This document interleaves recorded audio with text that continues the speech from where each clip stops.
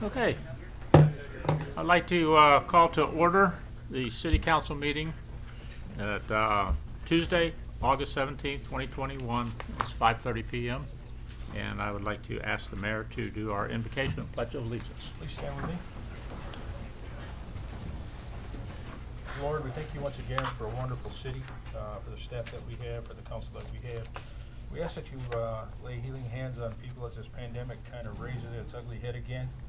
And just watch over everyone and everybody carry common sense and continue on with our lives. We also ask that you watch over the events that are happening around the world, especially Afghanistan, and the people that are there that may be under some pressure from some people that we don't like. We ask that you watch over council tonight and provide them the knowledge and wisdom to give the best and fairest answers for all. We ask that all we do in your name. Amen. Pledge allegiance To the flag of the United States of America and to the republic for which it stands, one nation under God, indivisible, with liberty and justice for all.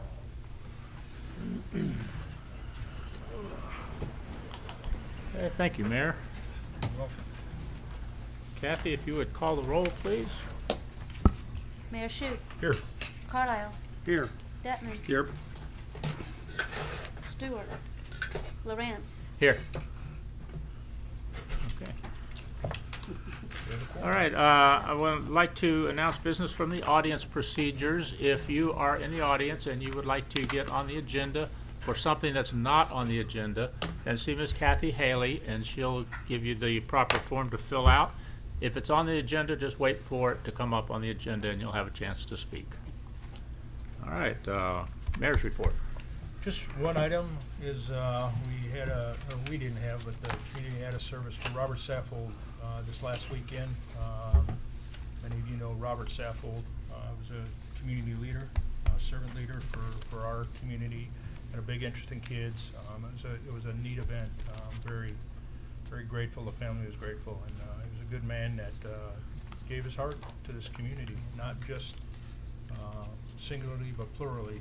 And he'll be missed, but a lot of folks are stepping up to carry up on his process. So that's really all I have, Charlie. Okay. All right, councilman's concerns, comments, liaison reports. Well, I was at Florida League of Cities convention this past weekend. It was a good convention. I got my ethics training out of the way. What a wonderful thing to do. But it was good. So get a lot of knowledge there and be able to talk to other councilmen, mayors, whatever. So it's a good learning time. All right, well, thank you for going. Okay. Councilman Detman? Yes, sir. Thank you. I'd like to take this opportunity to call Chief Hoagland from the police department as well as Sergeant Vivian Buck up to the podium.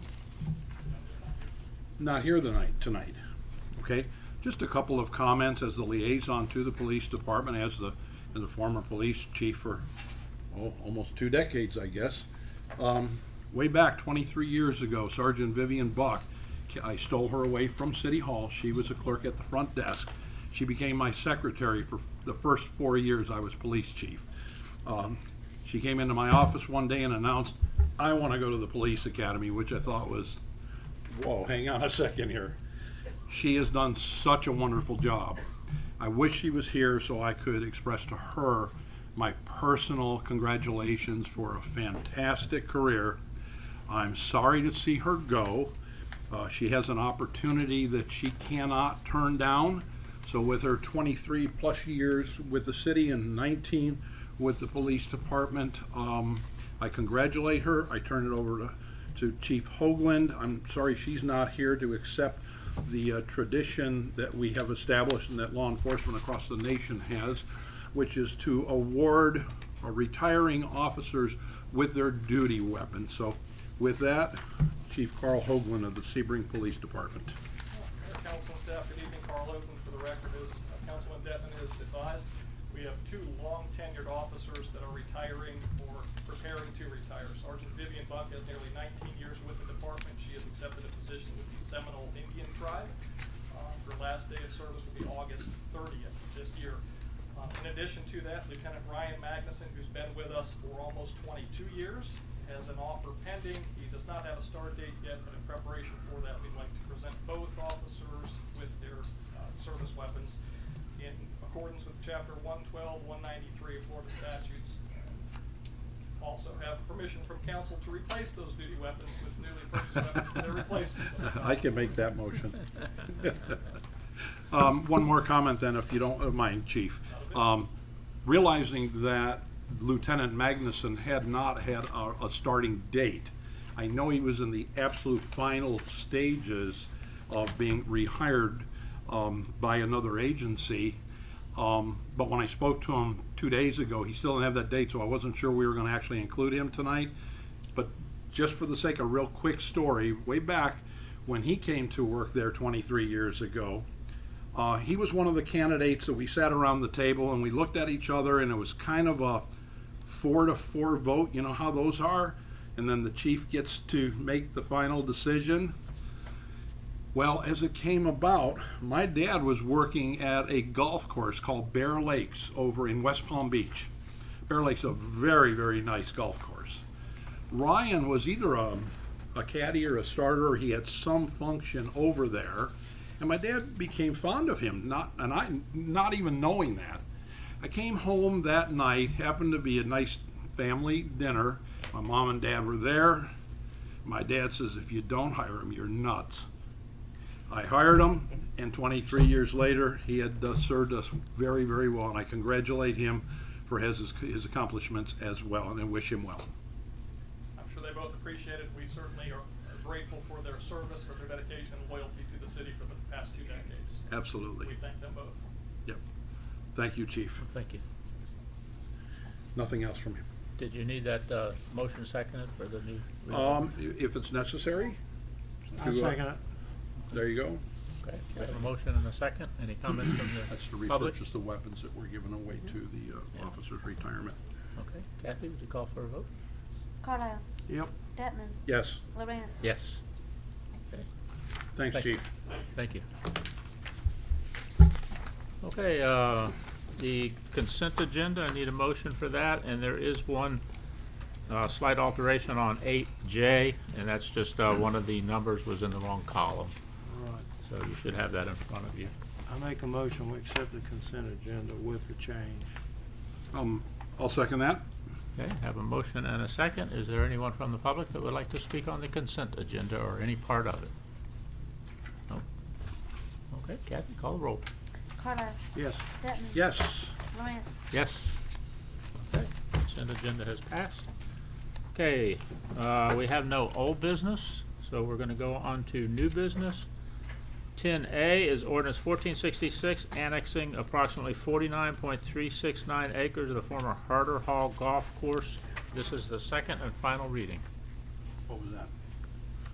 Somebody talking to their phone. Oh, I'm sorry? It was somebody talking to their phone. Oh, okay.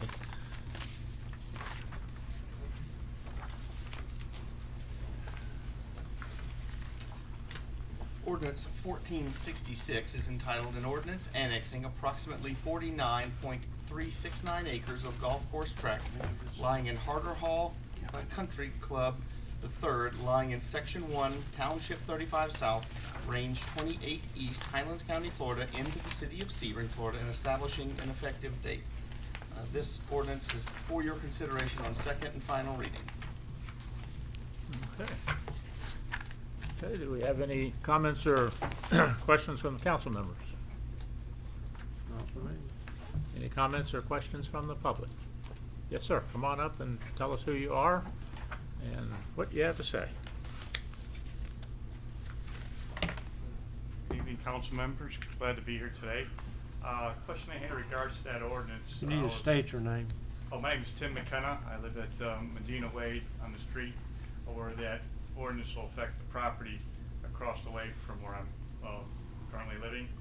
My question is, I was talking to Jason, who's the current owner of that property right now, and he mentioned to me that once that gets annexed into the city, that the city would extend water and sewer down the street of Medina Way to meet to the end of that property. I'm just wondering if that was correct or not correct.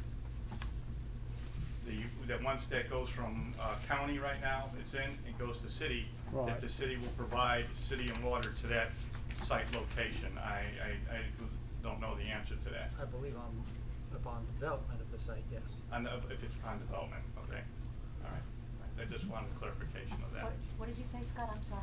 Upon development of the site. Okay, when they start, okay. Thank you very much. Thank you. Thank you. Okay. Any other comments or questions from the public? You got a lady back. Oh, well, come on up and tell us who you are and what your question or comment is, please.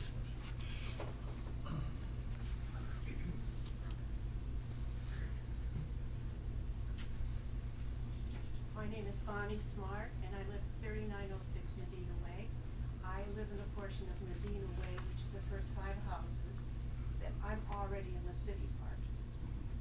My concern, and not only my concern, but the concern of many of my neighbors, is that we want to know what is planned for that property.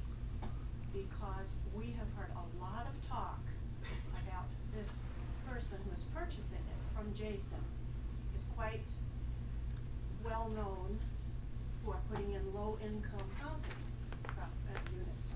Now, whether or not this is true, I don't know. It's been rumored quite widely. I feel like you folks should do some investigation on that to find out exactly what the plan is for that property. Because I don't know how many of you are familiar with our particular area, but our houses are not low-income houses. And this will greatly affect the value of our property if we have a low-income housing development across the street from us or in our backyard. And I'm sure that none of you here would appreciate that. And I'm certainly hoping that you take our feelings into consideration and do some real investigation on what the proposed use of that property is going to be. And you would let us view the site plans or whatever they have to submit so that we can be aware of what's going on. We've already had 2 people who have sold their houses. We have people who have moved there because of the golf course. But that's done. We know that. We can't do anything about that. But we are hoping that you will take our feelings into consideration and think about our property values and what we have to lose if low-income housing goes into that area. Thank you very much. Okay. Scott, would you like to address that a little bit? Well, ask him to come up and explain. I'm sorry? The fellow that's wanting this, he's in the audience. Have him come up and share. Is Jason here? Sure. Yeah. Hi, I'm Jason Lehman, and I own the 49 acres that's left of Harder Hall. And, well, the first 49 acres has already sold. The individual that the lady spoke of, I don't know what the plans would be exactly, but isn't it not true that any plans would have to be passed by the city to happen? As far as low-income housing, I mean, the city would have to approve it, and I really don't think that'd be a good plan for the city because that'd be less money for the city, Yep. in my opinion, so I don't think it would ever happen. But I don't know the man personally, so I can't tell you the exact plans for the property. But this, what we requested for vote tonight is that the other 49 acres that's left would be annexed in the city so that when it is developed, the water and the sewer would be there for people, and also the city would have control over what's going on there. Thank you. Jason, are you currently in negotiations with a developer that's gonna develop that 49 acres that you're annexing into the city right now? We were in negotiations with a couple different companies, but that kind of came to a halt until they're waiting to kind of see what's going to happen with those. But there was no, I mean, I've heard this rumor from several people, that was mentioned about low income, and I can tell you it never crossed anybody's conversations with any of the companies that we've talked to. So, Yeah. So we've had several phone calls at City Hall asking whether or not it's gonna be low-income housing. We don't have any plans submitted in reference to either of these properties. Obviously, we wouldn't have any submitted in reference to the property being annexed. The current parcel that's already within the city limits is zoned for mixed use.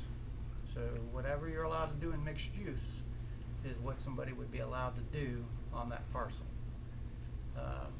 Jason's current property, the 49 acres, is zoned R1.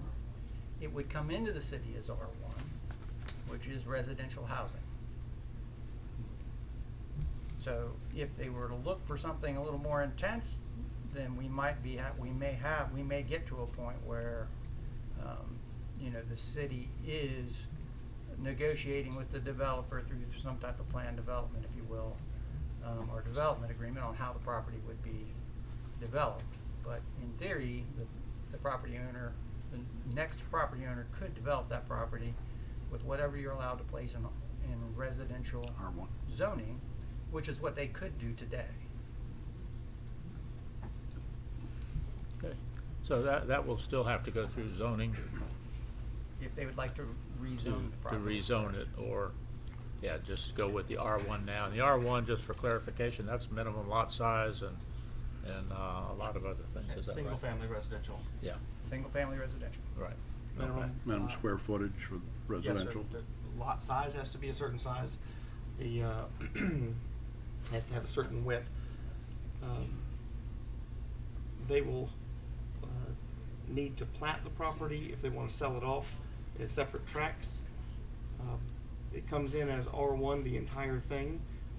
Unless they're going to sell it off for one person to put one house on it, they're going to want to plat that property, and that process, as well as any effort to rezone, will require subsequent council action, and it will, any rezoning from R1 to a more intensive use has notices sent out to all the landowners within 200 feet of the development. So you all, as the neighbors, will get a notice if there is a future request to do something more dense, to put in more units than single-family housing.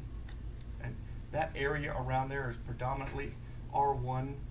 That's what it's allowed for. Doesn't mean they won't come and ask, but that's what they would get without asking. Yes, sir. Question came up with, of course, myself, I'm living on that block, which I'm within that 200 yard area, but a couple of neighbors behind me live down the street from me, and they asked that when it does get annexed in, it comes about, they do the development, like some of the houses down there that were in the county got the city water, but we don't have city sewer because it stopped midway between the street of Medina, and then the rest of those houses down there got septic, that when they do come to bring the city water, would that also impact us, that then you would bring city sewer to those houses down the rest of the block where it stops halfway in Medina and then goes all the way down the street? Because at one time, I guess it was, but it stopped, but we all got city water, but we didn't get city sewer. It stopped halfway in the middle of the street. I was wondering how that will be addressed in the future if they do decide to get it annexed in. When you do decide to develop how would that impact the rest of those houses on the rest of the block down Medina? Myself and a couple neighbors here wanted to know, how would that impact us, or if it would benefit us by going with that when you do annex it, and that we get the city sewer the rest of the way down that block. That will depend in part on what it is they ultimately decide to do with it. Okay. As you all probably know, we've got plenty of parcels that annexed in with big ideas of redevelopment 15 years ago that haven't yet changed from being the cow pastures that they remain today. So it may well develop quickly, may take years. We don't know that, but what is actually developed on there will dictate the direction in which the sewer comes to the property, Right. and whom else it may pick up along the way. That's what I'm thinking. Okay. Appreciate that. Thank you. Let's come on up, and you as well, come on up, get in line if you would like. Noreen Diston. I live on 3902 Medina Way. Thank you. I am presently in city, so I'm here for all the folks that are city or county. And I'm wondering, when you annex, are you only annexing what is deeded to that county portion? Are you going to the middle of Sportsman and all those people that are on the other side of Sportsman, are they gonna be automatically put into city? Or will that come at a later date, if that's going to happen? That Is could come at a later date. Right Yeah. now, we're just talking about this Okay. 49 acres. Because we're kind of concerned, because it happens in cities. If you're like on the border, your backyard's on the border, you very soon get put into city. Yeah. And that's gonna impact a lot of people, their taxes are gonna go up. At some time in the Okay. future, we may annex it based on the regulations that we have to go by, which is, Bob, you wanna explain There's a that? difference little? between voluntary annexations and involuntary annexations, and any house that's across the street from it that has already a signed petition for annexation in connection with getting water service, for instance, that would be potentially annexed in. That is not what's being discussed here tonight, but it is certainly a possibility. Yes, ma'am. Okay, all right, thank you. Thank you. Thank you. Yes, sir?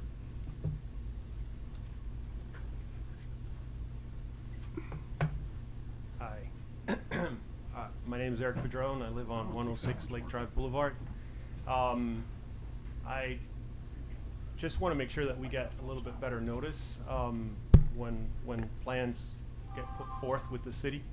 You know, I don't agree with all of this, but if it's going to go somewhere, I'd rather it be with the with the professional folks that are in this room. You know, because I know it's gonna be done right.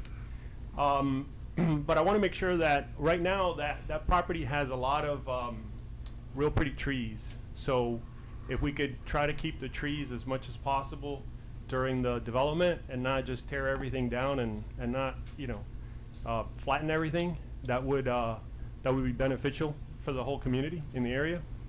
That's one.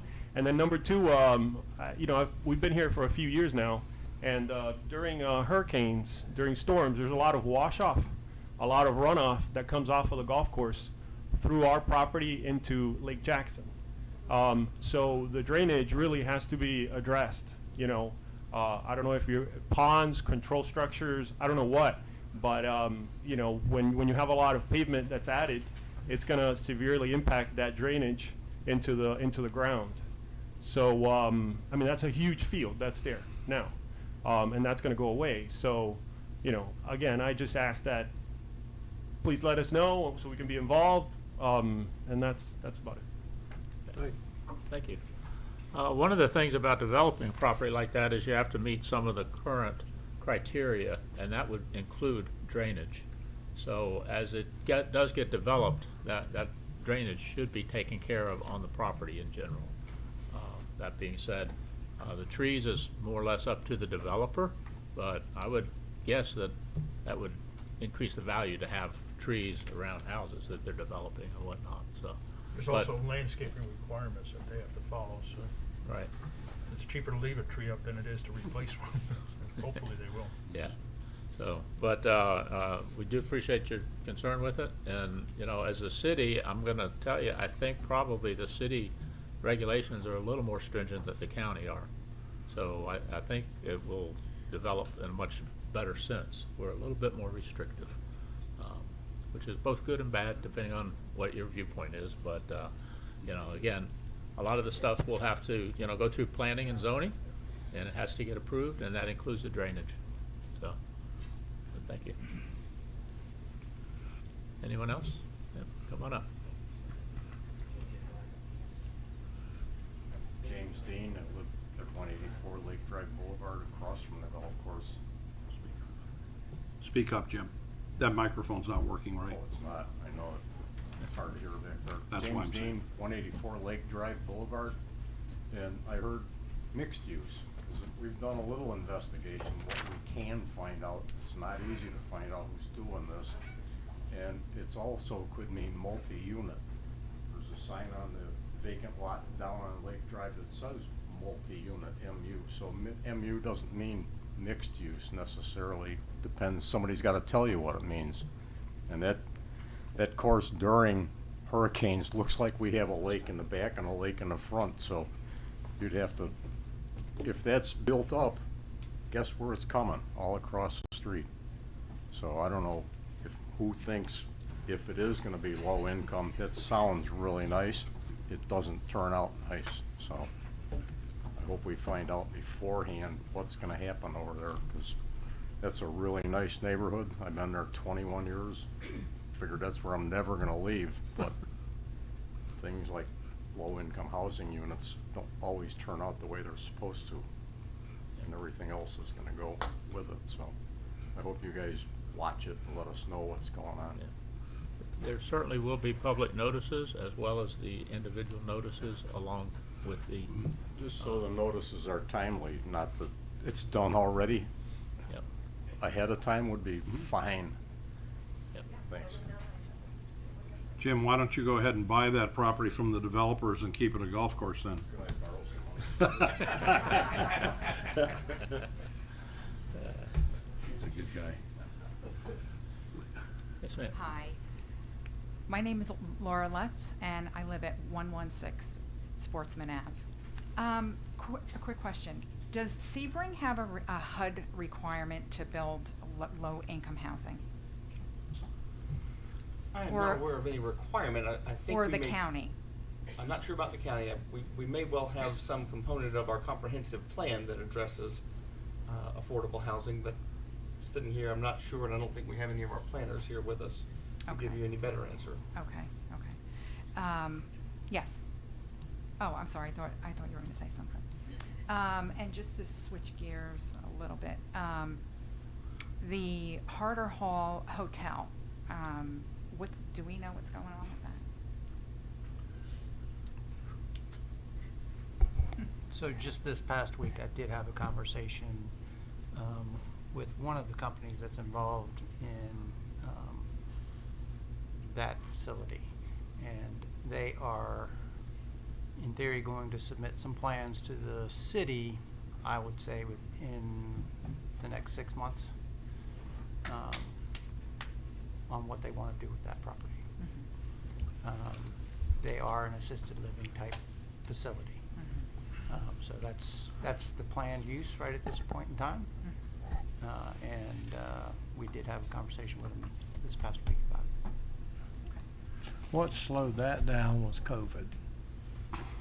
Oh, okay. Like, COVID slowed a lot of things down. They were moving along, of course. COVID has done a lot of changing. Sure, Yeah. sure. Part of the plans, is it, are they going to demolish the, I don't know that yet. okay. Is that something that you would, try and prevent?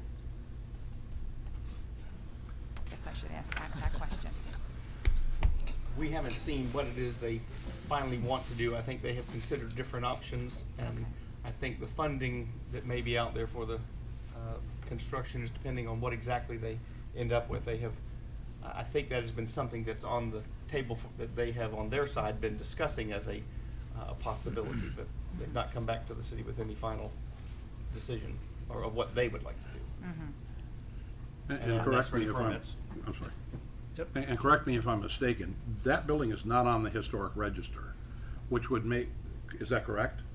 I heard them, believe I it saw is them on there. the national level. It's on the national. Is on the historic register. national, but it's not, okay. So, I don't know that we even have authority over that. Blocking a demolition, for example, There with is this a- council.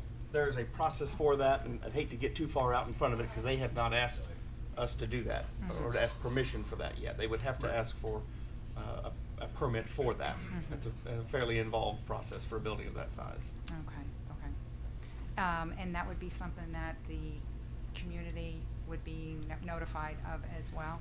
There if wouldn't they be a wanted to do- specific notice on it. Okay. That would be on, Like a regular meeting, agenda, new business, old business? No?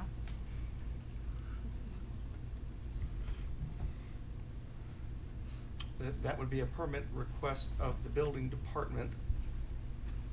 I'm not sure that would ultimately, there may be a process by which it comes to council, but I'm not sure that one is an automatic thing that you would get notice of. Okay. So would that lie under zoning then? would that fall under? Not necessarily, I mean, Zoning? just like they Okay. wouldn't get notice if you decided you wanted to demolish your I'm place. sorry, I don't mean for us to get notice, but it would fall under? Yeah, building and zoning would Zoning. have to issue a Okay. permit for the. Okay. Yeah, potentially. I mean, Okay. there might be things that they want to do that would require planning and zoning and council action. Okay. So, there are definitely things that might be out there that they might wanna do. If they wanted to just pull a building permit to redo what's on the interior, then, you know, they probably wouldn't have to go through that process, of course. But Oh, okay. that, you know, if they wanted to start changing things, or if they wanted to do a demolition and come in and put up a building that's a certain number of stories, that may have to come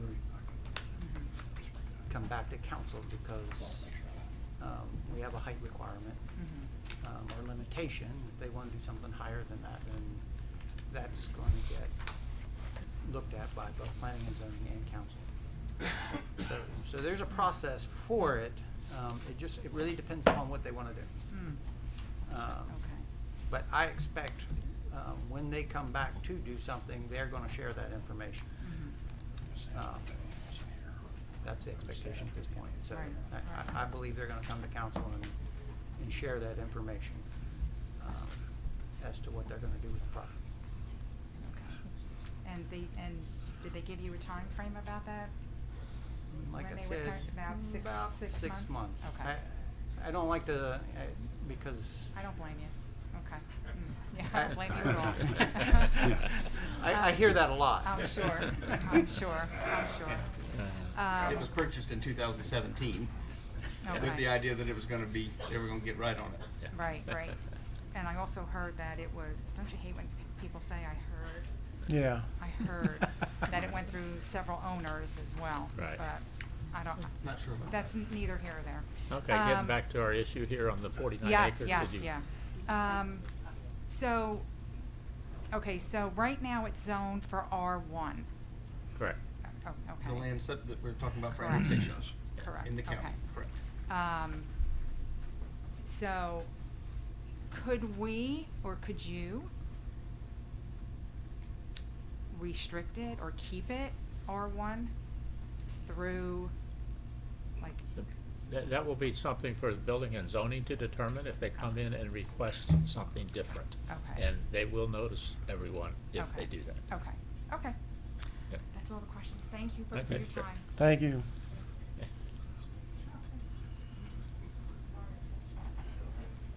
Yes, sir. Come on up and tell us who you are. Hi, my name is Brian Drangle and I live on Sportsman Avenue, 14 Fairway. Am I in?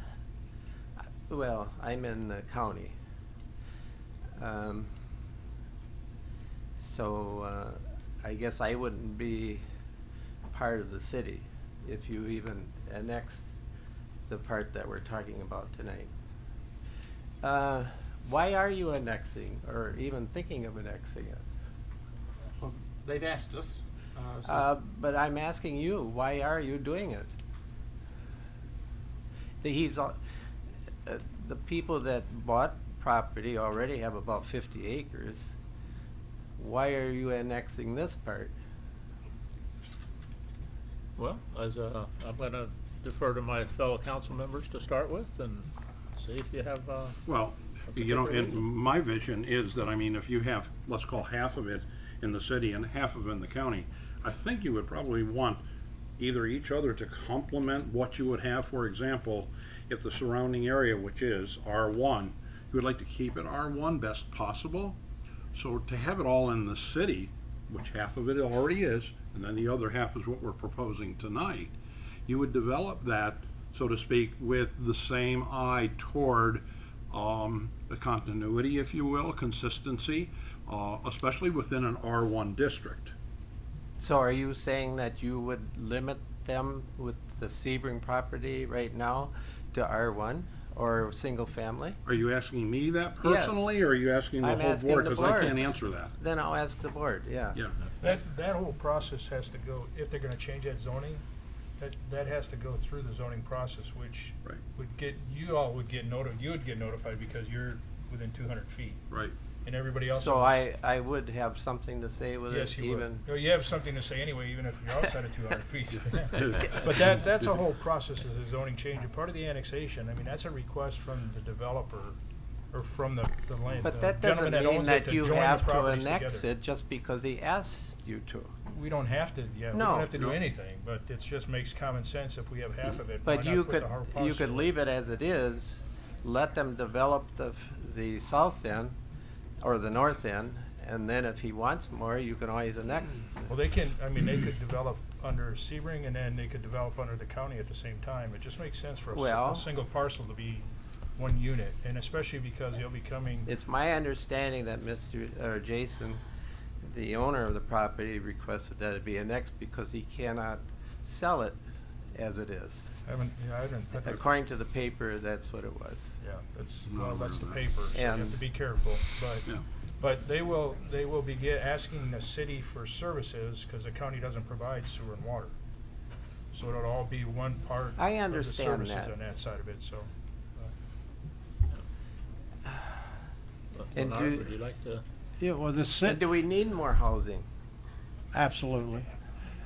You Now know, we do. here, the Why? way, we, annex properties in for the city to grow. You know, and I know how nobody big- likes this word, but we operate the city with tax money. The more people pay tax, the lower you I can keep the ad understand that. valorem taxes. So you wanna annex it, and it does help him sell the property because he can say you can get city water and city sewer. So, you know, you have to look at it, the big picture. It doesn't mean it's gonna develop, in the next year, 2 years, 3 years. I mean, I moved here and I bought the house on the golf course because I liked the golf course. I came here probably 12 years ago, but I was going back and forth, and I finally sold my place in Wisconsin. It is a shock. I mean, he owns the property, Right. but it's not going to be the same. I don't know, my property isn't going to be worth as much, probably, because I could have a fence built up right next, to my property. And I have nothing to say about it. So, but you guys do. Well, And if you, Get why with don't you Jim just, and buy the property. pardon me? I said, get with Jim and buy the property, so. Keep it a golf course, yeah. We maybe only he have should, something to maybe he should sell some property to the people that own along the golf That's course. possible. Has he ever thought of that? It's very possible. One of the problems is that. I mean, is it important to you that you annex it? Is it that important? Well, I can't imagine having the other half of a parcel that's connected and surrounded on all It's not four surrounded. sides. Well, sure it is. There's roads on every side of that you wouldn't want to annex that, so you could have control of it. And if the city has let's call it a little tougher restrictions than maybe the county, it'll probably turn out a little bit better being in Maybe the you city. could make it into a park. Yep. Yeah, that would be nice. Thank you. Well, you're gonna have change. There's no question about There's it. no question. Let me you- tell you, I've been here 72 years. Okay. And I've seen a ton of change. Wow, 70. Sebring is a nice size. Avon Park's a nice size. Yeah. Is it important that it gets really big? I don't think so. But And we can't Lake Placid? stop it from growing. Yes, you can. You don't need to annex that land. Don't annex it, huh?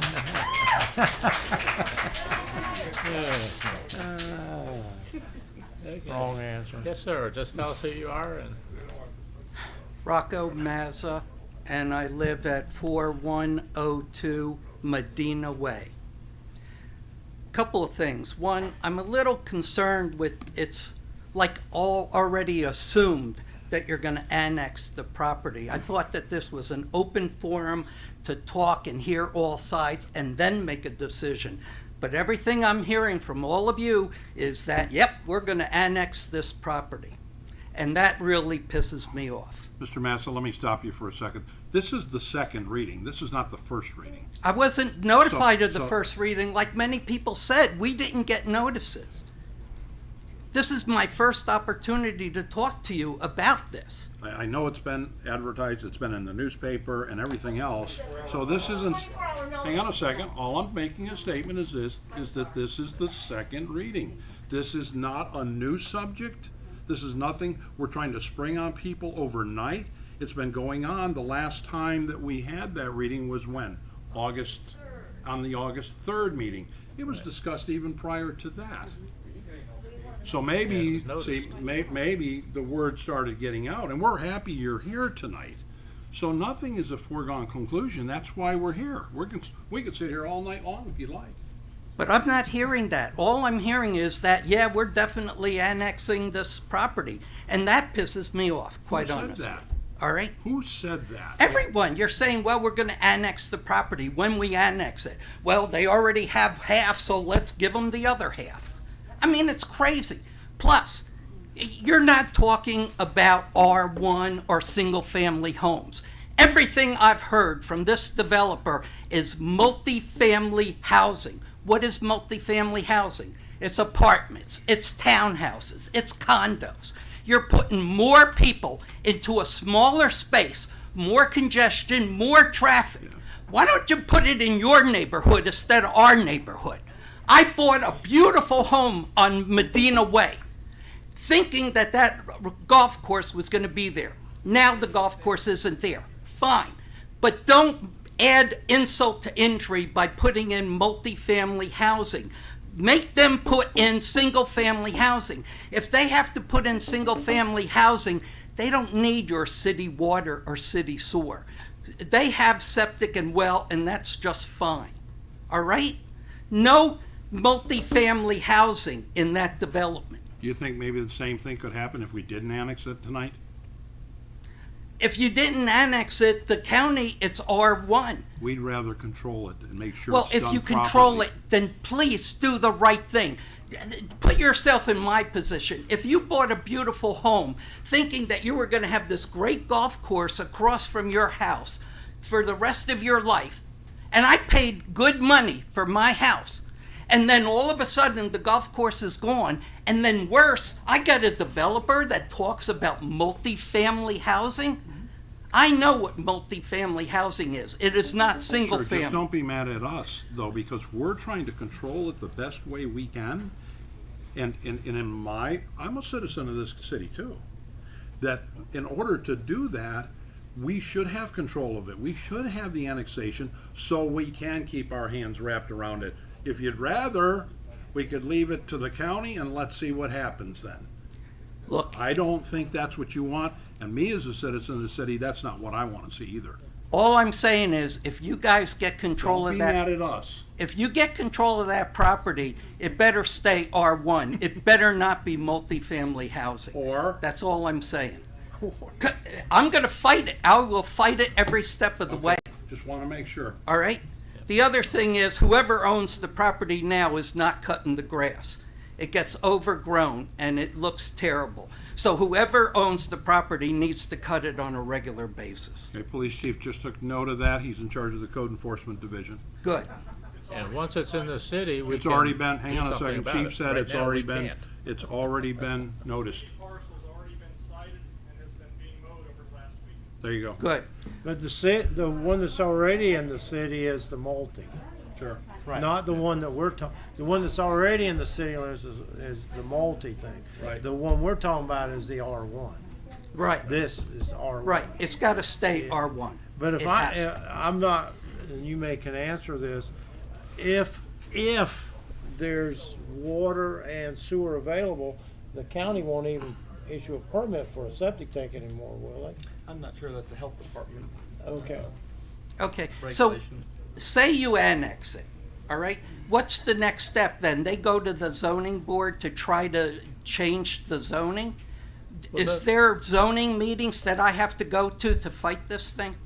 You'll be noticed. You will be If they're noticed. gonna change the zoning. How am I going to be noticed? I didn't even notice the first They time. have to mail to you, and plus it's posted on the property. So it's gonna be much more of a notice than our meetings are noticed once a month, All or right. twice a month. Okay.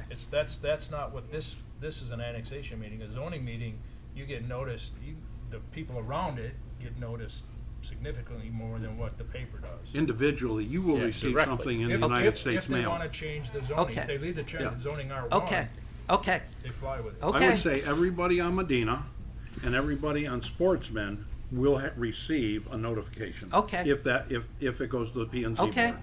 okay, because I'm going to fight this every step of the way because we already have way too much traffic and congestion in our area. We don't need more. I thought I was moving to the country. Thanks. Well, Jim, I think you do need to buy that golf course and open it back up. I'd like to see that. Okay, one more time. Eric. Hey guys, I'm back. Eric Padron, 106 Lake Drive Boulevard.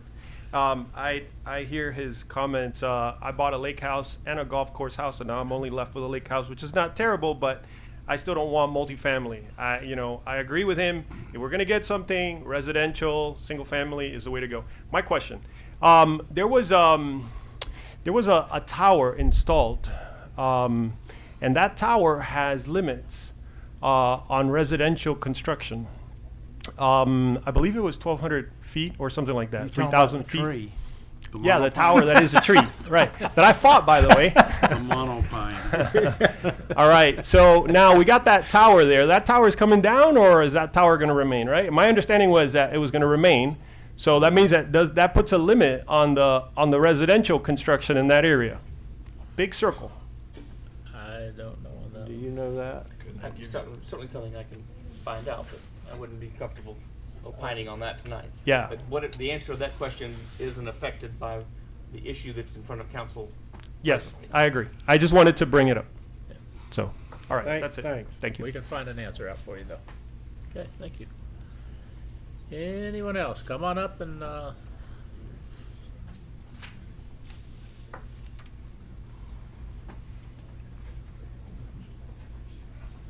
Me again. okay. Bonnie Smart again. Regarding this mowing. Now, I live at 3906. I'm the fifth house from Lake Drive Boulevard. I'm city and county. I pay taxes both places. There's no mowing going on over there. The extent of the mowing I have seen has been a tractor pulling a big mowing blade, The bush hog. making a sweep around, one sweep around. Am I wrong, neighbors? You're correct. Am I wrong? You're correct. There's no mowing going on over there. And I go around the golf course every day, completely around the other side. Yeah. Can I suggest this? Sure. Chief Hoagland's walking up behind you. I'm sure that he can answer that question, and then if there's further discussion required on that particular subject, you guys could probably discuss that personally one-on-one. Okay, well, you could take, it's not mowed. For clarification, the cited property does not include this 49 acres that they're talking about for annexation. That's in the county. I have no jurisdiction. The adjacent 49 acres in this city was cited for a code enforcement violation, and we were assured that they are going to bring it into compliance before the next code That's enforcement where board I'm, meeting. that's where I'm across from. As was the two lots on Lake Drive Boulevard owned by Dr. Gelf, and as was Harder Hall Hotel, which has been mowed and cleared as early as this week. Yeah, All of those they're working on properties were that cited. now. Not this 49 acres. I don't have any jurisdiction over that. Well, I'm talking about the city part, but the whole thing is, if somebody's saying that they're mowing that, I don't know where they're mowing, but it is not Harder Hall Golf Course. Yes, the acreage within the city owned by the developer who wants the annexation was cited, and they've been bush hogging over the last week. Good. I hope Chief, that would you send continues. the code enforcement officer who works that district out tomorrow just to make sure that the job is being done properly? Yeah, we have a compliance inspection due before the next code board, so yes. Perfect. Thank you, sir. Thank you. Hi there. I haven't got my British suspenders on tonight, but I live at 4210 Lafayette Avenue. And tell us who you are, Lived there please. for 18 years. And tell I us keep who- my ear to the ground on property developments and Excuse me, everything. tell us who you are, please. Derek Hodges, 4210 Lafayette Avenue. John and I talked earlier in the week. I'm looking for a $3 million mortgage. He said stick with Wauchula. They're good. He said what? All right, could you please sit down? Okay, let's keep going here. Jason, I rang the realtor, That's asked good. him how much for the 49 acres we're talking about right now. He said, well, we're trying to get 1.2, we'll take $1 million. If we can get it zoned into the city, it'll be a whole different ballgame because we'll be able to develop it and make money. It's all about money. Guys, take a break. Let's talk to everybody. Just wait a couple of months. I didn't know about this meeting, and I keep my ear to the ground. I learned because Beth Lynn, a fantastic local realtor, anybody have to buy a house, sell a house? I would buy an acre the other side of my property. I'm sure Rocco, if the other side of your road was offered. Get the men together, get the developer. He's a very rich guy. He probably knows you all. Hands up, who there knows the guy that's buying Hard Hall right now? Who knows him? None of you know him? No. Oh, really? Okay. Please just take a break. This is news to a lot of people. It is to me, and I have my ear to the ground. So just give us a couple of months. We'll come up with some good ideas so people like Rocco don't go crazy.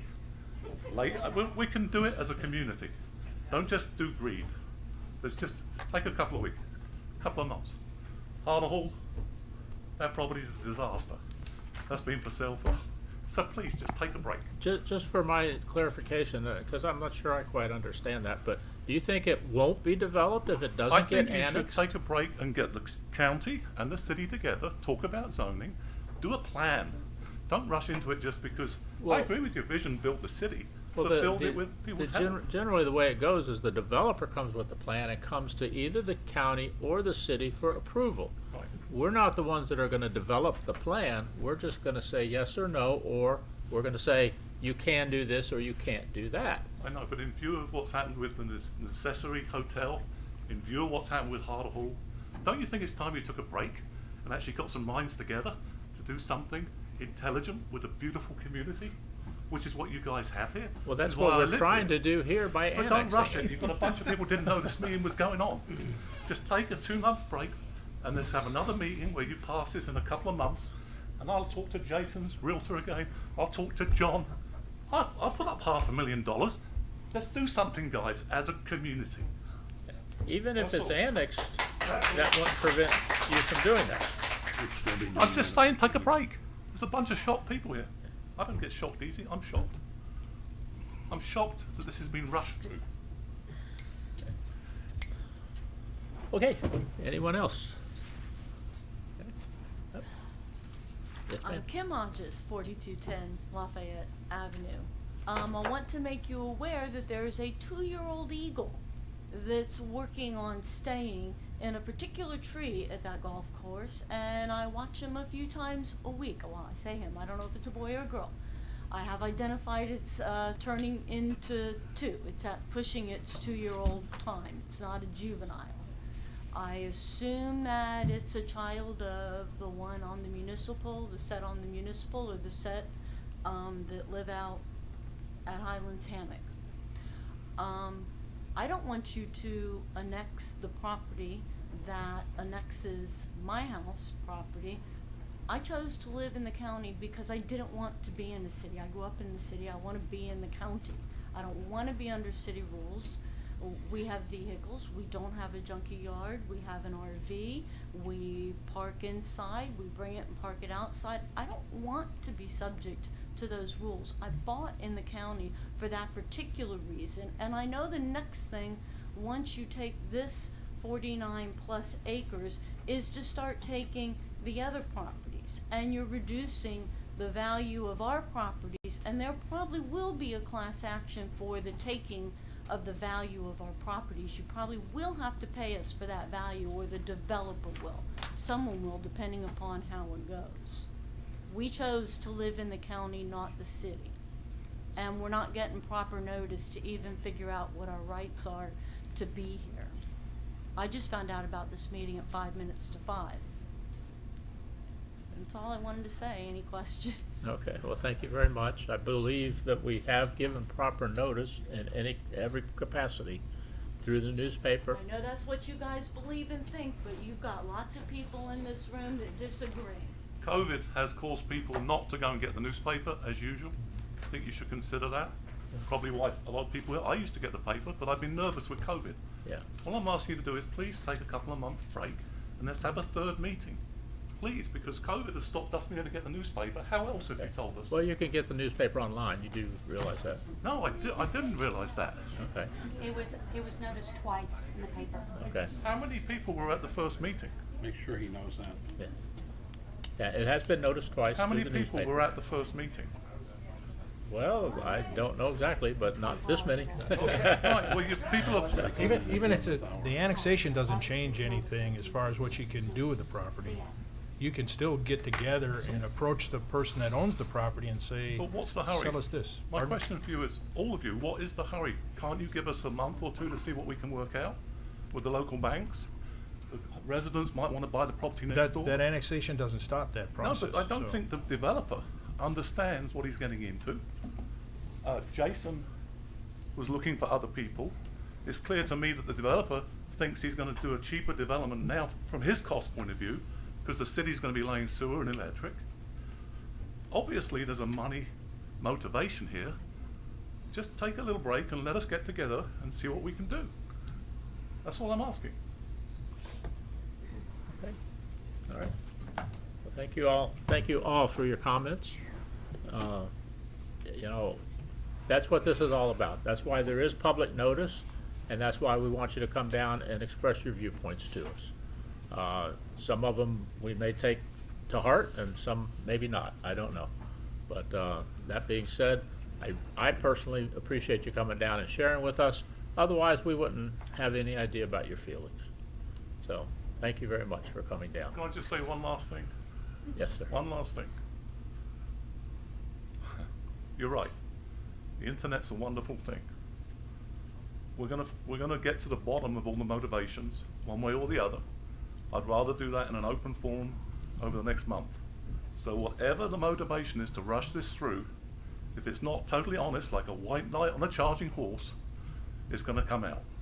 So let's just take a break, so if we can. If you have to pass it now, we'll all be wondering what the heck was the hurry. But thank you very much. Okay, well, thank And you. I respect the job you all do. Thank you very much. Who's gonna follow that up? Now, who would actually follow that up? I'm interested. Well, my wife, I would love to her to volunteer It because she's sounds like she just did, right? yeah, she's a 20-year veteran. Yes. She's an attorney. Yeah. She's respected by the courts. Yep. I tried to do developments downtown. I tried to get signs. There was too much red tape and not enough vision. This is a beautiful community. I think we can do wonders, and I want to stick around. But I can tell you, a lot of residents, they're not going to want to stick around. I'd love to stick around. This is one of those things that's going to make me decide if I stick around or not. Yeah. I'd love to buy a half acre behind my house. It's going to be easier while it's R1, and then the other guys on the other side of the golf course might be able to buy a half an acre on the, like Rock, might be able to buy a half acre on the other side. Then go ahead and develop the inner part, making as much money as possible for the city and growing the city. But keep the current residents who've been supporting both the city and the county happy, which I think we can do, and my wife would love to be the point boss. Good? She didn't say anything. Not saying anything. She didn't go like this, she didn't do this. The cool, a 2-month effort to explore possibilities so everybody's happy. He asked, Jason's happy, the developer's happy, and the community's happy. first 2 you months. asked for a month. Now you're I wanting went two. to 2 and then I went back to a month, but I'd love 2 because things take time. Why don't we discuss this at AMVETS one Friday night? That sounds good. Thank you. We're going there right now. I need a gin and tonic. There you go. I knew you would. It will be a little while before we get there, it looks like. But she did volunteer. Okay, well, again, I want to say, And I'll be coming to see John. Sounds like she was voluntold. okay, I want to Yeah. say thank you very much for everyone's input, everyone's comments. Again, this is why we have these meetings. This is why we have 2 readings.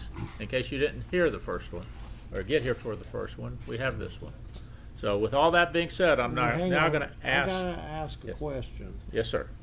Clarify to me exactly what she's going to do. That's why I asked that question.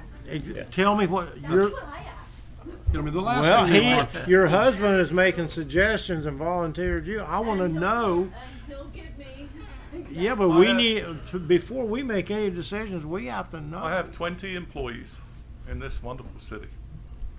I have a $10 million plus business. I seriously called John earlier about a $3 million mortgage. He said I was in good hands with Mark Delaney at Wauchula State Bank. I love this city. So my proposal is that get each of the players, sit around, find out how many of the residents would like to buy the equivalent land they have on the other side of the road if they're in the city, and for us, everybody that sits around the golf course, how much, and so make sure the developer gets what he wants, which is the thing to develop, but the community's happy, and Jason gets what he wants, which I don't blame, is money. It's okay. You bought the place for $500,000 or $700,000, and you're getting $3 million after this. In 5 years, you've done a pretty good investment. So Jason, I hope, doesn't shoot me, because I just think a little delay and a meeting of the minds, and everybody can be happy. Okay, well, let me ask for Jason to come up here for just a minute and give us his opinion of your suggestion. I've all of a sudden got some things to say. You know, first of all, to close the golf course was not our plan, okay? We're looking at bankruptcy, all right? Everybody needs to understand that, all right? The best thing for your neighborhoods is for the city to control this. And if you don't think so, I don't know what you're thinking about. These guys know it. I know it. That's part of the reason why we came and asked for this, so that it'd be done before somebody else got involved in it. Can we sell the property as it is? Yes. We've had multiple offers right now. Are we going to get way more money if this gets annexed in the city? No. It's going to be the same. In fact, we just had a price reduction. But part of the reason was to get the city involved to control it. The other part was to get the water and the sewer in there so that the parties we deal with will have a lot easier time. And so, you know, a lot of it just doesn't make sense to me. Was that a business bankruptcy you're talking about? The golf Yeah. club going bankrupt? Yeah, golf in Highlands County, there's 10 golf courses in 100,000 population. And years ago, every golf course was full in the winter. They hadn't been that way in a long time. And, you know, Carter Hall would have been closed most likely in 2014 if I wouldn't have come in and bought it. And I really thought we could make it a success. And we were pretty much on the way to doing it. And then when COVID hit and the Canadians didn't come, it just doomed us. While it's still zoned R1 in the county, if you've got a show of hands for those that live in the county who would want to buy the property, annexing their property from you, I'll give you $50,000 right now. Yeah, well, I mean, maybe there's 10 other people. I I'll tell help you, the other people out, it'd been, maybe John will. it'd been really nice for people to come around before all of this, you know. No, I'm serious. And, Give us 4 weeks, yeah. we'll figure it out. I don't know. Give us It's, 4 weeks, we'll figure it out. we've requested this. Yeah. I don't have the hammer. I've already made the request. They're gonna vote Yeah, but whether I, if you had 20 of us wanting to buy, give you $50,000, you just made it. listen, the property's still not in the sold. county. And if you get 20 people together, We want it in the you know, county. you can buy the whole property. We want to stay in the county. Us, the guys in the county want to stay in the county. Okay, all right, thank you very much, Jason. Council members, any other comments? Well, I guess the only question I might have would be, believe it or not, for the city clerk. If there's any harm or foul by, I don't want to call it tabling this, but maybe bringing it back up, maybe the first meeting in October, which would give you a month and a half. What's the disadvantage to the taxpayers of the city of Sebring? We would have to re-advertise it, go through the whole process again? Not if you table it to a date specific, I would not have to re-advertise it unless the attorney wants me to re-advertise it. I don't believe we would legally be required to, but I think it would be prudent in this instance with the amount of public opinion you heard. But Okay. it was advertised twice, It was. and if they're not getting that advertisement, Yeah. I don't know what good that would do to re-advertise it if none of the people here saw the advertisement. Well, sometimes advertising is the best advertising is by word of mouth, so I'm Yeah. prepared to make a motion. Okay. The motion would be that we table this topic for this evening, item number 10A, regarding the ordinance for annexation of 49.369 acres, and bring it back to, before council at the first meeting in October 2021. Which is October 5th. October 5th, 2021. Yep. That's my motion. Okay, I have a motion on the floor. Well, I guess I'm the only councilman left. I'll second that, simply because we had a lot of people come. Personally, I think with the city in control, everybody would be happier, but I understand you, don't want city property, you want county property. So, I guess it's left up to y'all to make a deal with Jason. Hopefully you will. I appreciate that, but also you could, with the developer, as I said, you could make a deal with them where they get the property on the other side of the road. You could just try and make everybody happy whilst achieving the goal. And I know Rocco would snap up the other equivalent piece of his land on the golf course, so he's not facing and he can do That's the not something we can do. I know, Yeah, it could happen. It could But happen. let me give you a hint. It is impossible to make everybody happy. I know that, but I never stopped trying. I'm 63 years old, and I've Well. done surprisingly well with this stupid smiling face and this beer gut and needing a gin and tonic. But thank you. Okay, all right, we have a motion and a second on the floor. Is there any other comments? Okay. All right, Kathy, would you call the roll, please? Carlisle. Yes. Detman. Yes. Lawrence. Yes. Okay, so we have tabled this until October 5th, and it will be brought back on our meeting October 5th for further discussion and or action. So if you guys want to make a deal, you've got about 6 weeks to do it. So, John, are you free on Monday?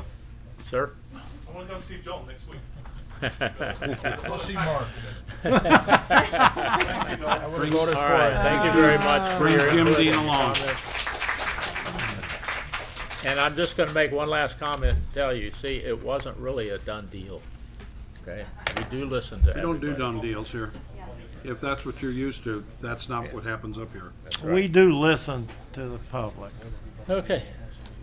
Sir? Yeah, anybody that would like to leave at the, you know, if you don't want to listen to the rest of the council meeting, you're welcome to do that. But I'll give you a couple minutes, so, I don't know, I think if they come for one item, they should have to sit through the rest. That's a requirement. That's a requirement. If we gotta do it, you gotta do it. next time we'll put it on the last item. What about Okay. The Bridge Club needs the termites Okay, treated. yep, we're gonna go on to 10B, the assistance request from the Sebring Bridge Club, Mary Beth Harvey. Mhm. Wow. It's a city building. You want to be a councilman? First of all, I want to thank you all for allowing me to come before the council on behalf of the Sebring Bridge Club. My name is Mary Beth Carby, and I am the president of the club. As a little background information, we have leased the building at 347 Fernleaf Avenue, which is right behind this building. Is it gonna be that? That Yeah, way. right there. It's right there. From the city of Sebring since 1983, when the city acquired the former church building, and 30 members of the Sebring Bridge Club paid $1,000 each to cover the expense of moving that building to its current location on city land with the agreement that we could lease the building. We have maintained the building and insured it ever since that time, and our current lease is in effect until the year 2038. We have made many repairs and upgrades in the last 38 years. However, COVID-19 hit us in March of 2020, and as a result, we were unable to play bridge in the building face to face. The building remained unused for 15 months, while in the meantime, we still had the expenses of utilities, insurance, and maintenance. We were required to bring the fuse box up to code by replacing it with a circuit breaker, and the ceiling tiles collapsed, and termites infested the building, which brings me to the reason I'm here this evening. We maintained a subterranean termite contract with Orkin Pest Control, and also had a drywood contract with them until it lapsed in May due to the hiatus from the club. We didn't receive a notice. We didn't catch the notice, I guess. Orkin has treated for drywood termites several times, but they continue to be present. We feel the only way to eliminate them is to tent the building and fumigate. We feel, have obtained 3 quotes, Orkin, Cox, and Clark, of which Clark is the lowest at $2,035. It is our hope that the city would help us protect this property by providing 50% of the cost. The club will continue the yearly contract thereafter. In addition, as we are not a tax-exempt organization, we would be subject to an additional amount of approximately $153 in taxes. We are asking the city to accept the quote and institute the contract with Clark under its tax-exempt status, and the Bridge Club would reimburse the city for our share. I thank you for your consideration in this matter, and I'll try to answer any questions that you have. Okay, thank you very much. I do have one question, and are you guys able to meet again yet, or not? We are meeting 1 day a week right now. Just one day a week. A few people who had hesitated to play bridge online and just only wanted to play face-to-face, waited until July, the first week of July, to go back face-to-face only 1 day a week, because we can't get directors and not enough people to make it worth our while, really, to have the building open to play. What do you see in the next, I'm gonna say 6 months or so, because we do have this Delta variety coming up here? We did a survey of our members. We have 69 members currently. We did a survey of them, and we asked them which days, if they wanted to play face-to-face, which days they'd play, and because we have to have a minimum of 2.5 tables in order for the ACBL to sanction us. That requires 10 people. So we got 15 people that said they would play on Tuesday, and 9 that said they'd play on Thursday, and 11 that said they would play on Saturday. Okay. So currently we're just open on Tuesday because we don't have enough people otherwise. But we did get a few more that have picked up coming since then. But other than that, I don't see us getting any more people until October or when the snowbirds come back, if COVID remains under control. Okay. I'm prepared to make a motion. Well, I was gonna say something. From what I understand, the time I've been here as a councilman, they have never come to us for any Nope. kind of help. Not So, that I know. you make the motion, I'll be glad to second. Yeah, actually, Kathy, I have a question for you, our city clerk. You understand what was presented by Ms. Carby? Okay, I'd like to make a motion that we approve as presented by Ms. Carby. I'll second that. Okay, have a motion and a second. Do we have any comments from the public? And just one comment from me, and that's allowing 50% and allowing the city to do it under the tax exempt status and then paying us back, correct? Just making sure. That's the way I understood it. As long as that's legal. Yep, We own the building, yeah, so. we own the building. Okay, Yes. very Let's good. do it. Okay, Carlisle. Kathy, would you? It's my understanding that you have a contract, the city has a contract with Clark already. So this, in fact, when I requested the estimate or the quote, they sent it to the city instead of sending it to the Bridge Club. We don't have a current contract with Clark at this time. Oh, well, they did send it to someone at the city, because I called her and I said, I never received your quote. And she said, oh, I sent it to Lisa at the city. Yep. I don't know, is Lisa It's the still the, purchasing it's still the agent or lowest something? of 3 quotes, so that's fine. Yeah. Yeah, Yep. okay. Okay. Okay. Very good. Kathy, call the roll, please. Carlisle. Yes. Detman. Yes? Lawrence. Yes. There you go. You got it. Good job, Thank Ms. you very Garvey. much. Okay, well, Thank thank you. you. Okay, we're going on, go on to 10C, request for use of the city property to host downtown Sebring Farmers Market. Mr. Dan Andrews.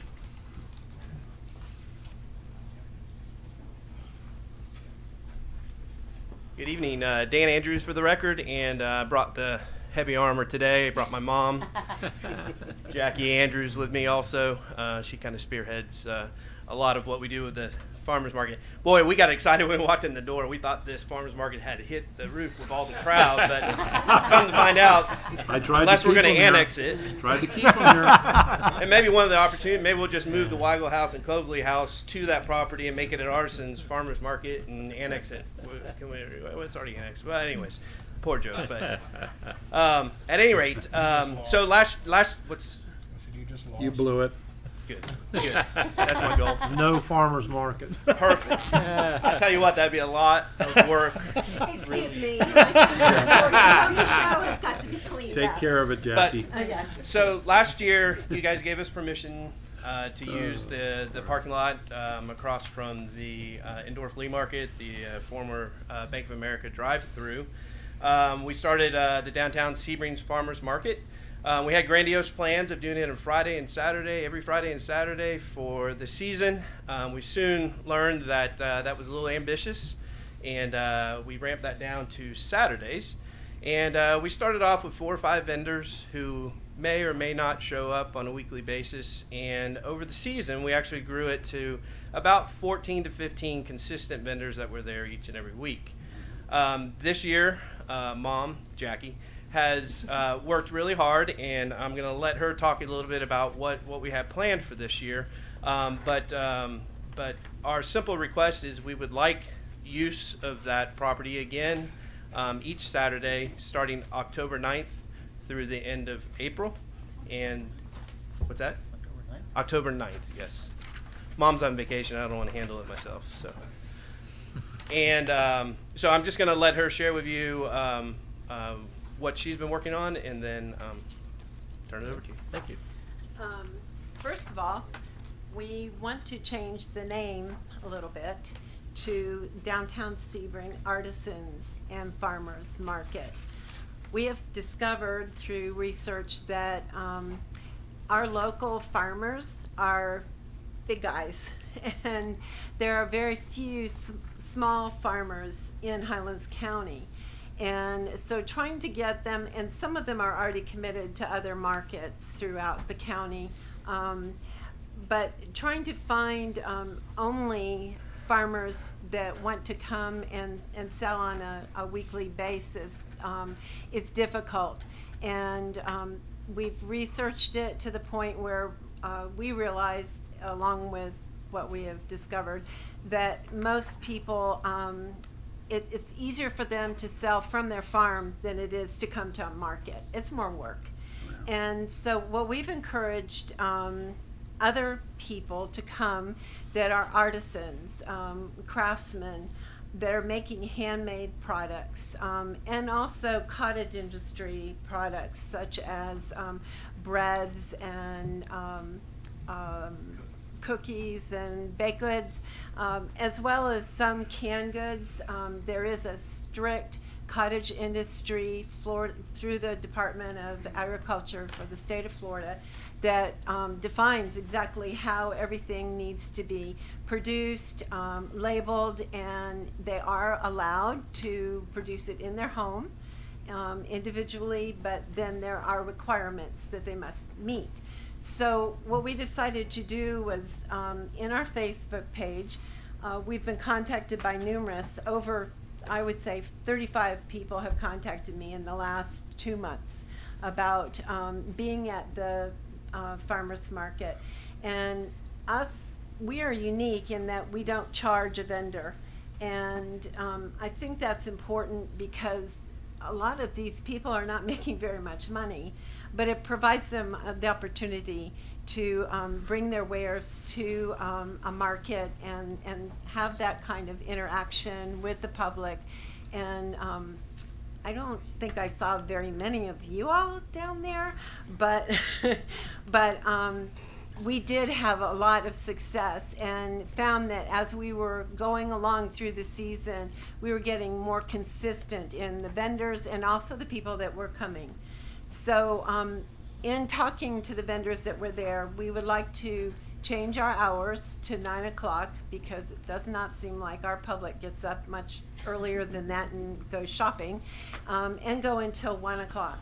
So we would ask the vendors to start setting up at 8 and give them 45 minutes to set up and have the market open at 9. Then in our rules and regulations that we are giving each vendor, we're asking them to vacate the property by 2 o'clock. They are responsible for all compliance of state, county, and city rules and regulations to the products that they're selling. Long story short, we think it's exciting and it's something good for our community. Brings people downtown and also gets a lot of interesting items out there. We have a lady that makes soap, a lady out in Arbuckle Creek that raises all kinds of herbs. And thyme, and not the kind you're thinking of. Anyway, yes, fruits, plants, vegetables, and handcrafted items. I sell my gourds there. My friend sells her baskets, hand-woven baskets.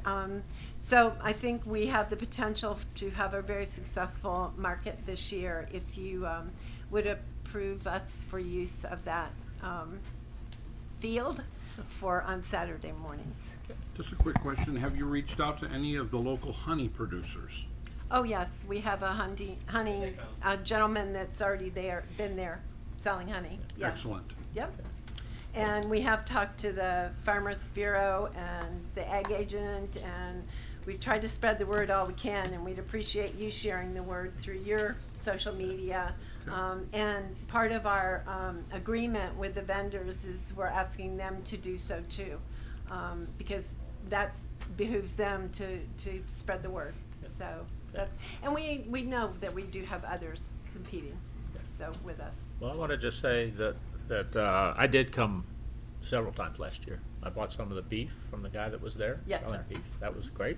Yep. And some of the other products as well. That so. was High Pasture Farms, yes, and they Yes. are actually out of Wauchula. And I know last year that it was just kind of middle of the year thing. It Yes. started, and of course we had the COVID challenge. January so until I think April. it'll probably do much better this year, and I'm looking forward to it myself. I think it would be a great thing.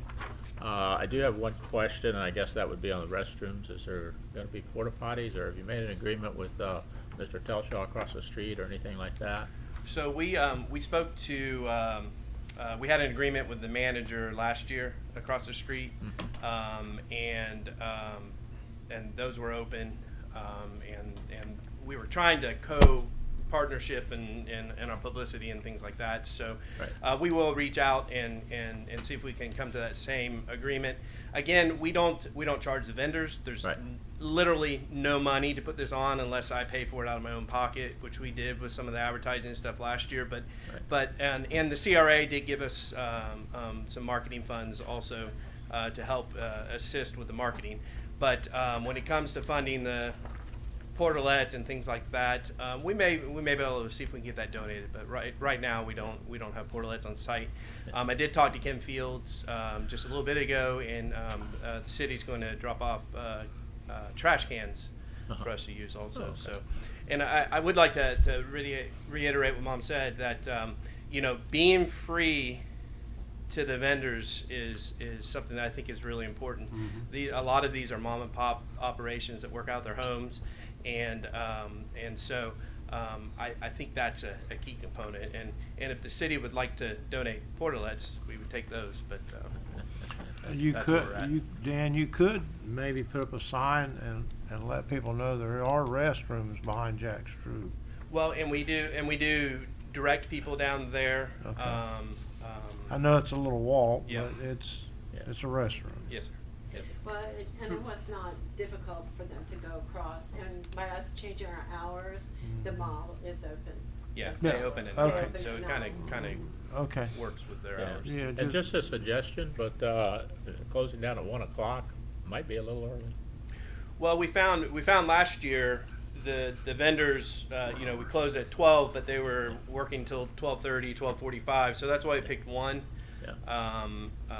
If we don't set a firm stopping time, Right. it's hard to get them out of there and off site, and you know, If so- they're doing business, you might want them to stay. well, and it will be flexible, obviously, to the vendor's needs, and if we needed to, we could come back and ask the city if it's okay to extend those hours. Well, I But- think it's great that you're doing this. I want to commend you for doing this, and especially, there's no money involved in it per se.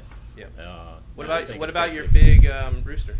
We'll talk about that. Okay. We need to secure him in a good spot. We've got an idea. Yeah, we do. We've got an idea for that. so. I think you need to name him too, but. Well, yeah. It'll start with big, but I'll let's make go a for motion. big. I'll Only make if the a mayor approves, though. I have a gotta- question first. Okay. Chief.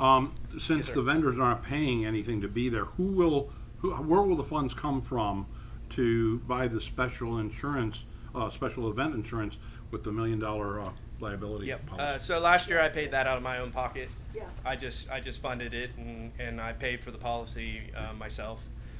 Scott put me in touch with the company that provides that.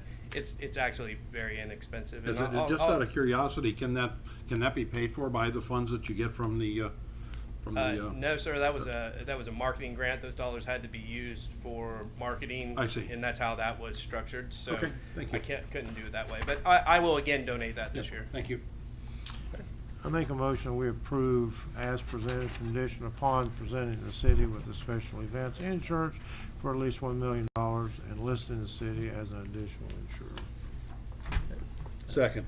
Okay, have a motion and a second. Any comment from the public? Okay. Do all of you guys agree to come? It's free. Great, thank you. Okay, Kathy, would you call the roll, please? Go for it.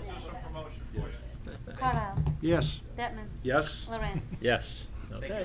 Thank you, Dan. Thank Thanks for you. your time. Thank you. Okay, we're now going to go into a public hearing for the CRA property disposition, 301 Circle Park Drive. This starts the public hearing. Purpose of the public hearing pursuant to section 163.380 Florida statute and other applicable law. Council will receive input on the Sebring Community Redevelopment Agency proposed disposal of the real property located at 301 Circle Park Drive, Sebring, Florida, for less than market value. I'm going to turn it over to Mr. Lydell. Good evening, David Lydell, Chair of the Sebring CRA. Last October, the Sebring CRA purchased the property at 301 Circle Park Drive. And tonight we are coming before you to seek disposition of that property for less than fair market value. And it's one of several properties that we plan to come before you for in the coming months. We went through a selection process to choose a proposed tenant that would ultimately become the owner of that property. There was a selection committee that was established who reviewed the proposals that came in. They made a recommendation to our board, and our board is recommending that we turn the property over to Sugar Stand Distillery.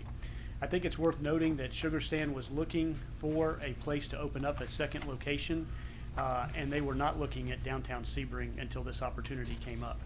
They had looked in other venues, and we've heard that from a number of different folks who have turned in proposals, not only for this property, but for some of the other properties that we currently own. So the project that we have, where we are purchasing the properties and going through a selection process to determine the best use for that and the best tenants who could be in there, seems to be working, because otherwise we would not have these folks coming to us. We've recently held some public meetings to determine the structure of the deal to put this together. There were 2 meetings that were held at our board meeting. We had the city attorney, we had the proposed tenant, and we went through a process of negotiating the terms in that public light. This opportunity is not without risk or cost. What makes it possible is that the CRA has purchased these properties, but the owners who are coming in are going to have a substantial cost to renovate these properties and put them back into use. There's renovation work that has to be done. There's work that will be done to preserve these properties and keep them in good use and working order for the foreseeable future. The ultimate goal of this is for the CRA to preserve the integrity of the circle buildings and to restore a vibrant downtown economy. So on behalf of the CRA board and myself, we would like to ask the Sebring Council to approve our request to dispose of the property located at 301 Circle Park Drive. And just to clarify, this is the old Gilbert, That's correct. so everybody knows. Yes, sir. Or the Galleria. Yeah. Yeah. Yeah. Right. So, okay, thank you very much, Dave. Council members, comments? We had plenty to read and review, I can tell you that. Yes. Never a boring minute. Bernard? Any comments or thoughts? Nope, Okay. I'd just like to see downtown back with people downtown Okay. doing things. What's good about this, you have proven operators. Yep. People that have been in the business actually are from here, so. Absolutely. They've got a great concept, I think, so. Yep. Kind of will fit. Yeah. I have a couple comments on it. The first one that concerned me a little, because I want this to succeed. I want the downtown to succeed, so I want everyone to understand that. But the LLC is a 50-50 ownership. And so that always concerns me when it's a 50-50, because that's two people, and though they're the best of friends today, businesses and other things in life come up, and they may have a disagreement. So if they get to a stalemate in some regard, do they have a way to get past that stalemate? And I would like to see something in writing that they would go to mediation or something to that effect if they ever get to that point. Hopefully they never will. Hopefully they'll always get along. But, you know, we know that that's not always the case. So do you know that if they have any type of an agreement like that? Do you want to handle this one?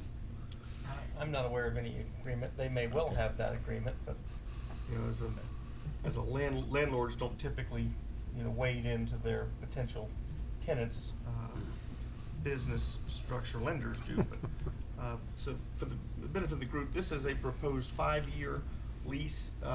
It's really operational requirements. They've got to be open 4 days a week from 11 to 9 and own it. They have to run it well for 5 years, and then at the end of the 5-year term, they have an option to buy it for $0. So they would get the building if they opened it up, done the improvements that they were required to do, and maintained it open for the number of days and number of hours over that 5-year period. I would be hesitant to weigh into their financial relationship and tell them how they have to do it. Okay. Doesn't mean it can't blow up on us, but they could even with a mediation. They could. Generally, one Okay. buys out the other, or they sell to, you know, one, whoever buys would come to ask permission to take over. Yeah. Well, on But that if- aspect, If that did happen, it would just revert back to CRA. Correct. If they didn't like If it failed. if it failed, if they If it fails. you know, walked away, mad or otherwise, the CRA takes it back, and, you know, could go through the process again if it chose to. Well, we hope that don't happen. Yes, sir. Right. Well, it's just, I found it easier to do something like that on the front end rather than wait till you have a disagreement. And that would just be my advice to them. But the second concern that I do have, a little bit more than, I'm gonna say just advice, and that is the 4 days a week opening. I would like to see them open at least 5 days a week. We, I think, have enough part-time businesses down on the circle. I would like to see at least a full-time. If we're gonna give, this is in essence, close to $500,000 we're giving away. We're giving free rent for 5 years and a building that we paid, that the CRA paid $220,000 or something for, and is gonna do some $15,000 worth of improvements. That's getting close to $250,000. So that's almost $500,000. I would like to see them open at least 5 days a week. My understanding is that they plan to be open between 5 and 6 days a week. The CRA board is the one who sort of backed them down from putting that in writing, simply because if they put in writing that they're open 6 days a week or 5 days a week even, and they say, listen, summertime's slower than we thought, this is not working out, they're going to come back to the CRA board, and the CRA board's going to just simply say, fine, we agree to the 4 days, a week. Well, I would like to see the 5 days a week. I'm sure that if they would like to comment, their intention to us was that they would be open at least 5, if not 6, pushing I 7. could support this if it's the 5 days a week. That's- Yes, sir.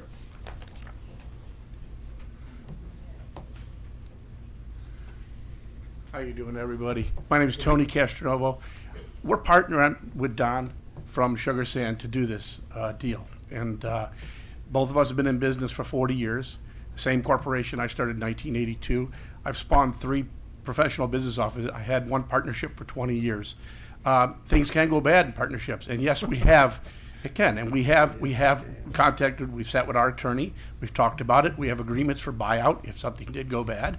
We had both of us turned 60 years old this year. We don't want anything to go bad. This is the last spin of the wheel for us. So we intend to be involved. We intend to build an incredible business out of this. We do want to open it as long as possible. 5 days a week is not a problem at all. Like I said, we're not the best of friends. We've known each other for several years. Both of us have a 40-year track record in business, no bankruptcies.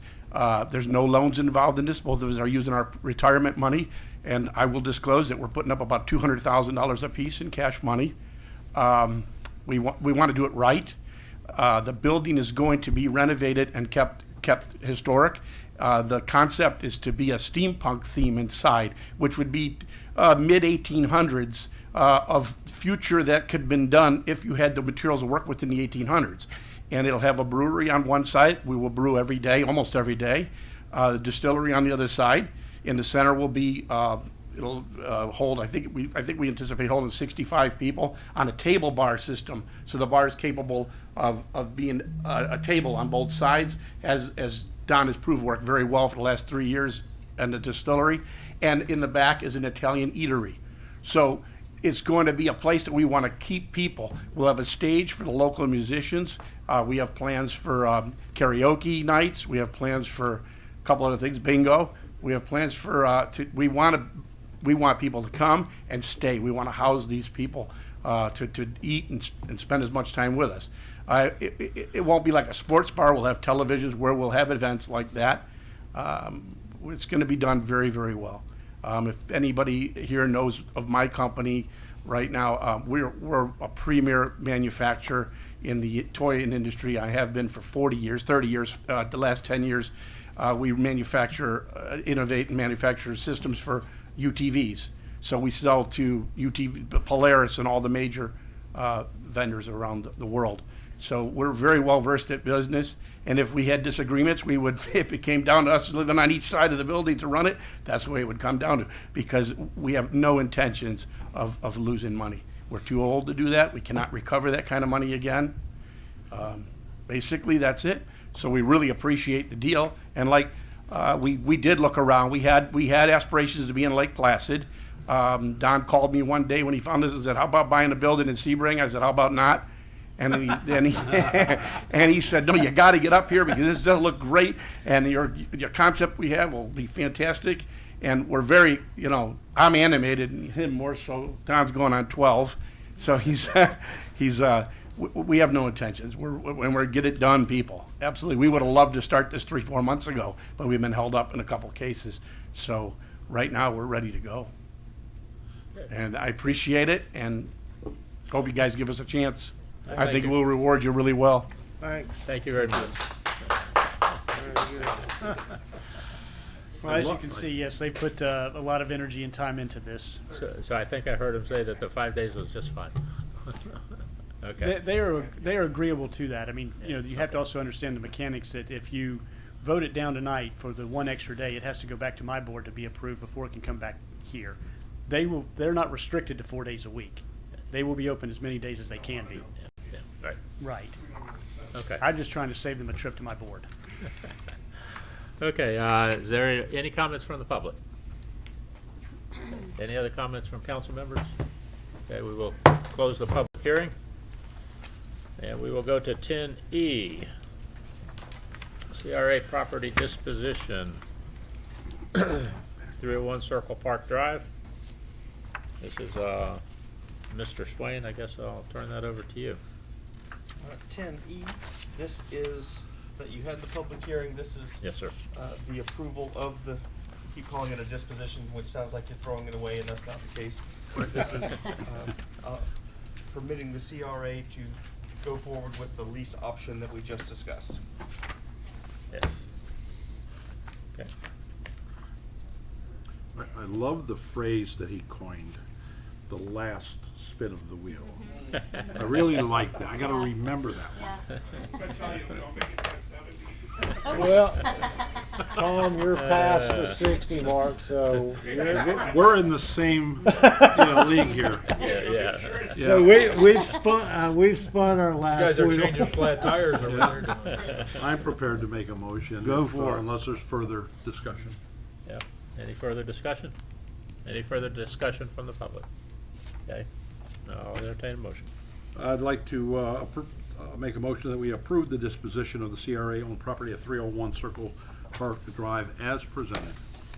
Okay. Have a I motion. second that. Have a motion and a second. One last chance for public comments. Kathy, call the roll, please. Carlisle. Yes. Detman. Yes. Lawrence. Yes. Okay, there we go. Good luck. Good luck. Good luck. Go I think spin you're the gonna do wheel. well.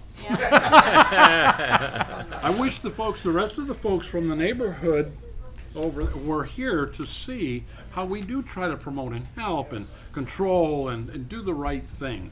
It seemed to me, and I got a little bit on the defensive side because I felt like we're being sniped, when in fact we were really trying to do the right thing. Yeah. Yes, you were. I'm sorry, but I had to say that. But thank you. I feel better now. Well, thank you. Thanks on behalf of all of us.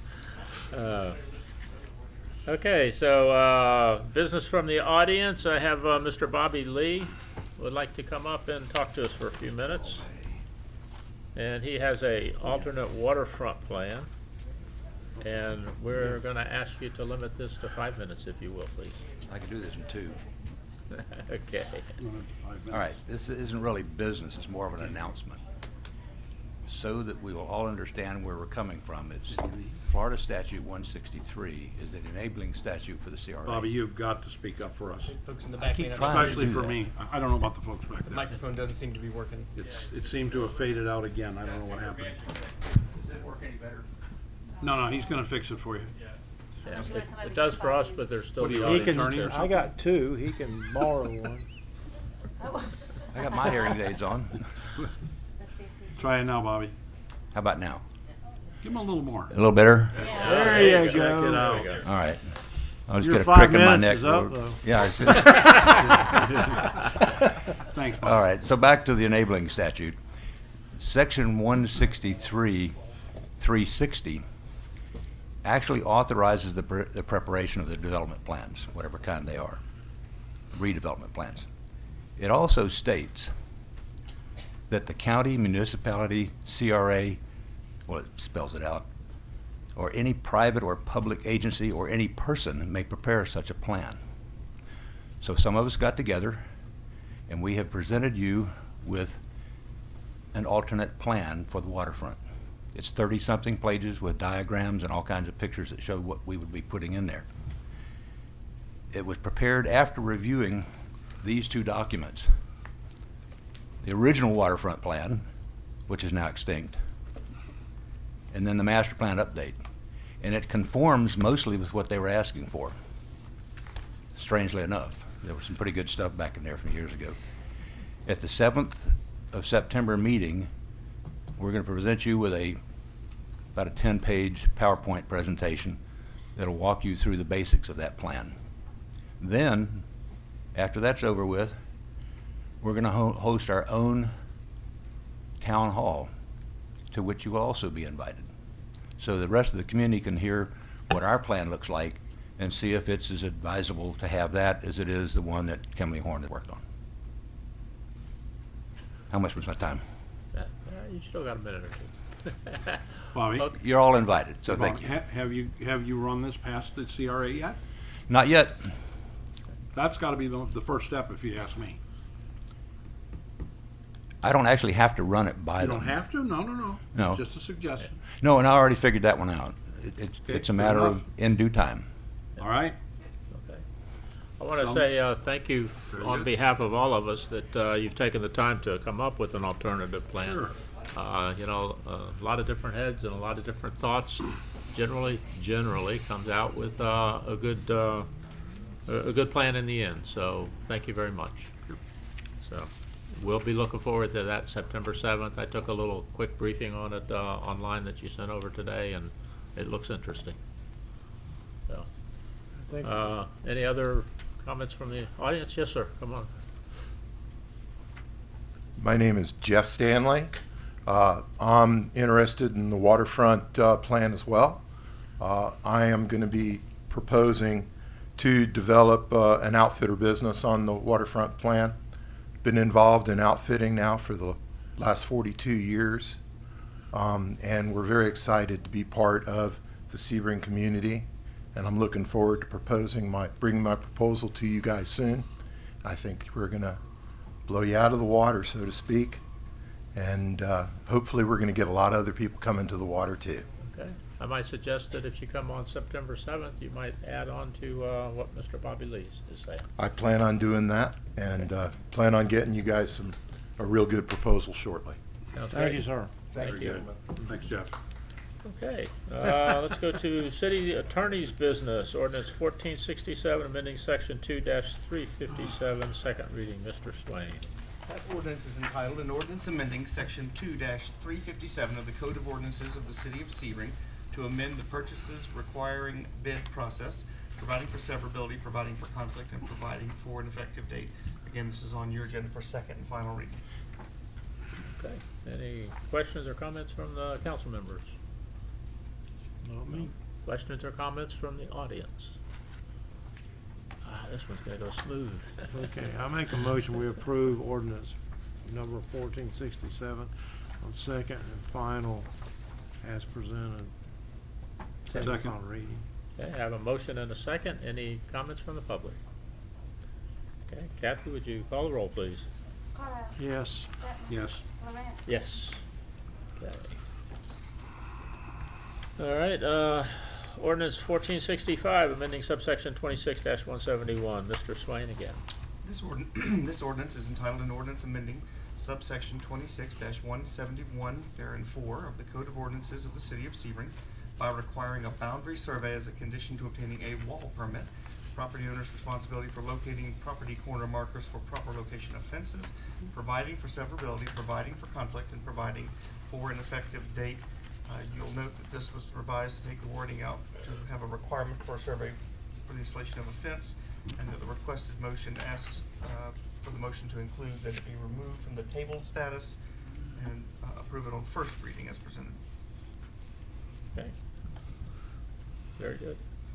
Councilman, concerns, comments? No? Okay. I'll just say that I think it's much more appropriate and reasonable to not necessarily have that boundary survey for a fence. Couldn't agree But more. I will just say that whoever puts up that fence is responsible for where it goes. So, all right, any comments from the public? Yes, sir. Just please state your name and James Aaron. uh-huh. Now, you're saying that if this passes, before you get a permit to put up a fence, you gotta do a survey? No. No, sir, that was the idea that was raised a few meetings ago. That idea did not make it into the final draft. So what's the effect? What are you saying? You have to have a boundary survey to install a wall. You do not have to have a survey for a fence, but you do have to have the property corners located. And when you say located, what do you mean? A surveyor puts a stick next to where that spot is, so that this, Or you have to have a survey, in other words. Or you uncover the. Or you can find the metal pin pipe. yourself Yeah. with a Metal have to help Metal ensure the detector, fence is that's- installed on the correct side of the property line. Okay, thank you very much. Okay. I'd like to make a motion if there's no further discussion. Go ahead. Number one, I'd make a motion that we remove from the table status from your July 20th, 2021 meeting. And number two, approve the revised ordinance number 1465 on first reading as presented and schedule second and final reading for September 7th, 2021. Second. Okay, I have a motion and a second. Any further public comment? Okay, Kathy, would you call the roll, please? Carlisle. Yes. Bettman. Yes. Lawrence. Yes. Okay, 12C has been pulled, so we're gonna go on to 13, city administrator's business. Mr. Naismith. Good evening, Council. At your July 20th, 21 meeting, Council requested that staff place on Council's August 17, 2021 meeting, the old Wachovia Bank building property for discussion and potential action. This stemmed from a lack of interest, market interest for the City Hall property. I've also attached, for your reference, the proposed construction manager at risk contract for the Phase 1 design that we had on the March 16th, 2021 meeting. And staff is seeking direction as to how mayor and council wishes to proceed with both the old Wachovia Bank building property and this property as well. Okay. Yeah, let me just make a quick comment first of all and say that Mr. Carlisle was not here, and that is one of the big reasons that we postponed this a little bit, because we wanted to get everybody in on this that was that we could, so we could get a lot of different opinions. But that being said, Mr. Detman, let me start with you. Well, the way I feel about it actually dovetails with what you just said, Charlie, and why we tabled it or brought it forward in time from the last discussion. Right now, we are experiencing the vacancy in the council right now, which will be one of the next subject matters this evening to address. But as it sits right now, there's only 3 of us. The fourth one, who is the permanent member, is out ill this evening. I would like us to go ahead and, whatever the appropriate term would be, to either table or to bring it forward to another meeting before a full council. I think it's much too important of an issue for us to make any further decisions on this until we have a full council in front of us. Mr. Carlisle. Well, I would have been at that meeting, except I was in a hospital bed. I know. So, We understand. Quarantine, nobody could come see me or I could. So, and it wasn't COVID. I agree with Tom. The whole council really needs to have something to say about this. I have my opinions, but I'm sure Mr. Stewart does, and the hard part is yet to come, whoever we decide to set in the chair up here. I think I'm going home sick right after this, but Can't do that. But I agree with Mr. Detman. I understand your positions on both counts, but I do also want to bring up the fact that this has been sitting on our plate, if you will, for the better part of 2 years. I think for the most part we know how different people feel about it, but at some point we have to make a decision, gentlemen. I agree. No doubt. You know, and the CRA has asked us to do that in a relatively short period of time, considering our 2 years we've been talking about this. And I would like to try to at least move forward in some regard with this. There is 3 of us up here. We can still vote on it. We can take an interim step and go with the Phase 1 design if we want, and get this ball moving a little bit. That being said, you know, I am thoroughly convinced at this point that we can, number one, get this City Hall building renovated, the old Horseshoe building, for less than $2 million. And I am fully convinced that we will be able to sell this property, this is a full city block along with the building, for $1 million. I know we didn't have any interest before, but it wasn't really on the market, quote unquote. But if, you know, if anybody thinks that this thing is not worth that much, I got to tell you, I really believe it is. I've been involved in real estate for quite some time. I think it may get more than that, but we do still need some time to renovate that other building, so we don't want to sell this until that's done. But I do think we can get $1 million for this building, or maybe better, which means that we would be spending $1 million for a new city hall that will meet our needs not just for today, but for the foreseeable future, and maybe even put the Historical Society on the 3rd floor of that building, or some other use on the 3rd floor. We only need the first 2 floors at the present time. I really would like to see this move forward in some capacity before the CRA decides to do something else with it, or before we sit on it for another 2 years. So that's my opinion. You know, again, we do have 3 of us up here, and I do think whoever the new person that comes in, we're really going to put a hardball on them to just have them jump in on this with an opinion right off. We've all been very well educated on it. We've gone through this process very well. I think we can make a reasonable decision. Mayor, would you like to add anything? You all know my feelings on that building, so I've got to agree with Charlie. I think it's a step, you know, we never got to the step to figure out what it was.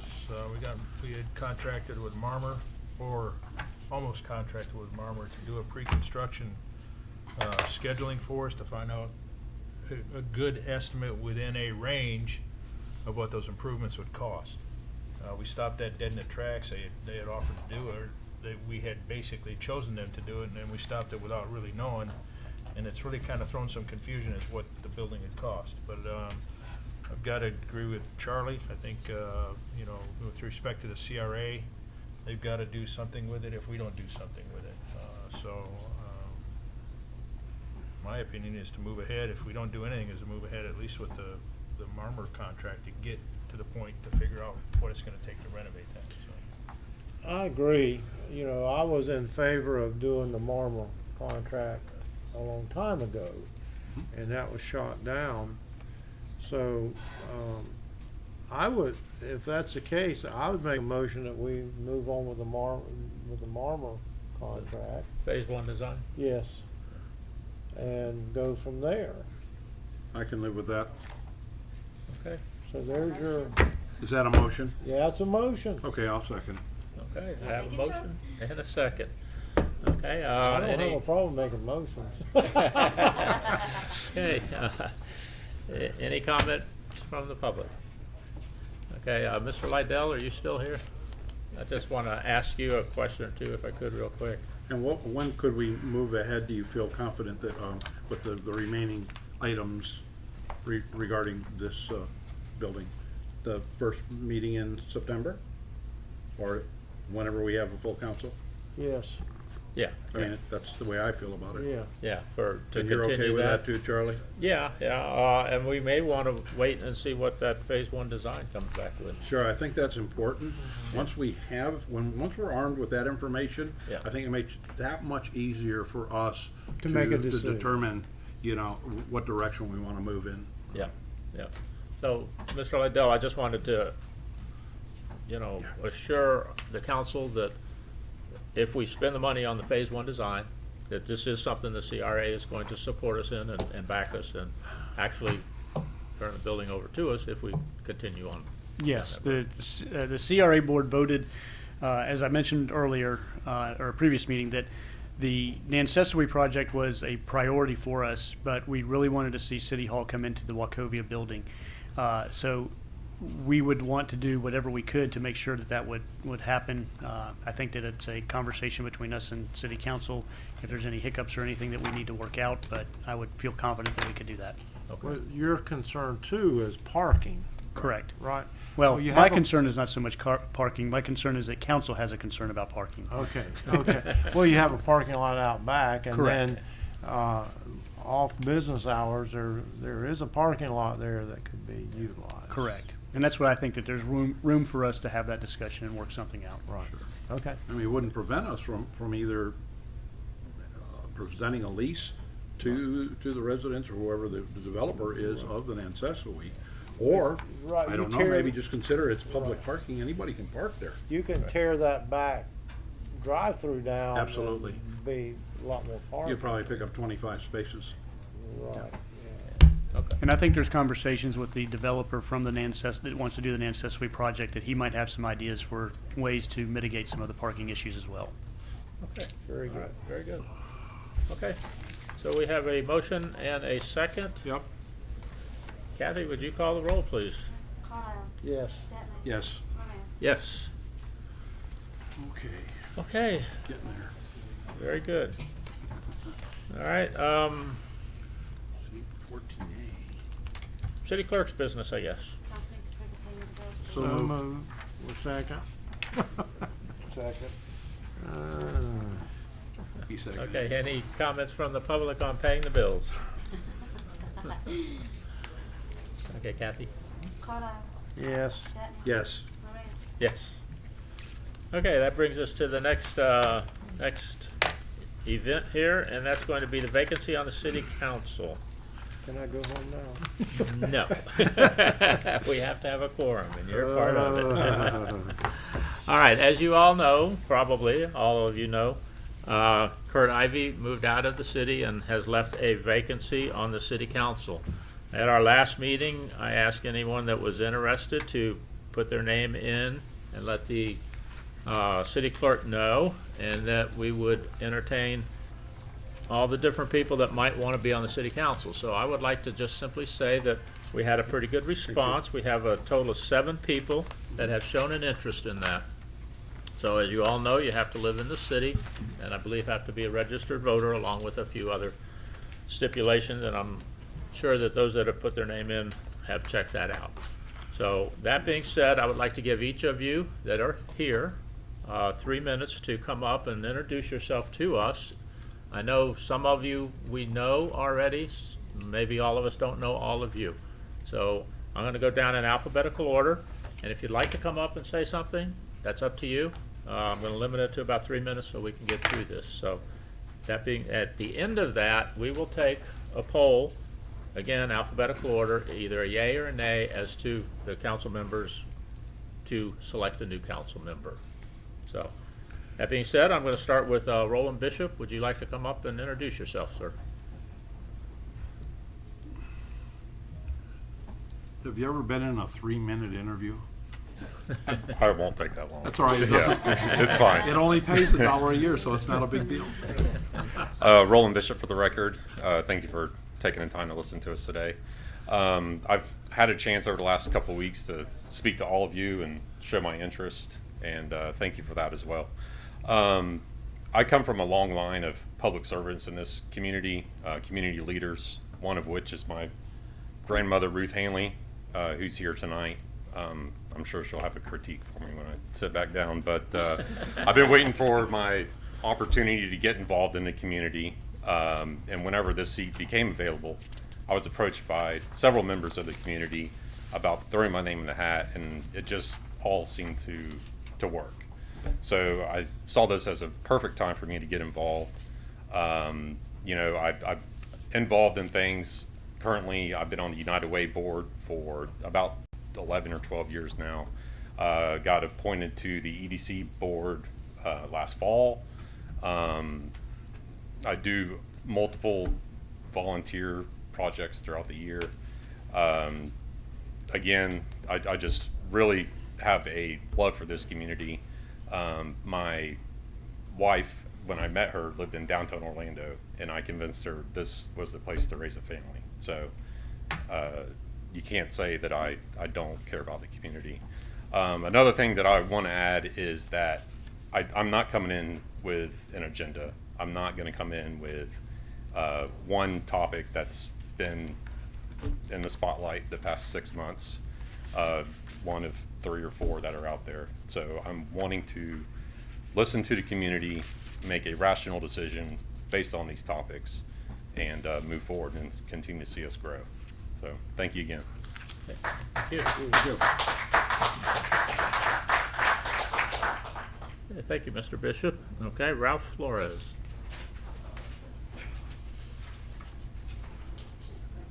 Three minutes, Ralph.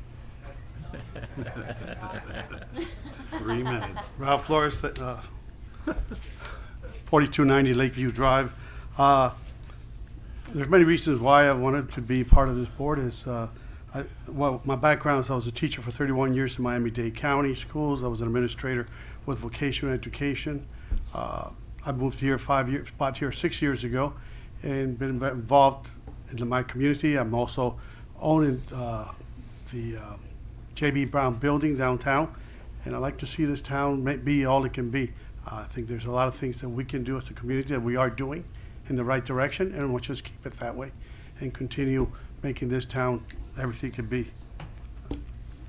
Also, by the way, I'm a realtor in case you need to put the building for sale. Thank you, Mr. Flores. Ms. Terry Mendel?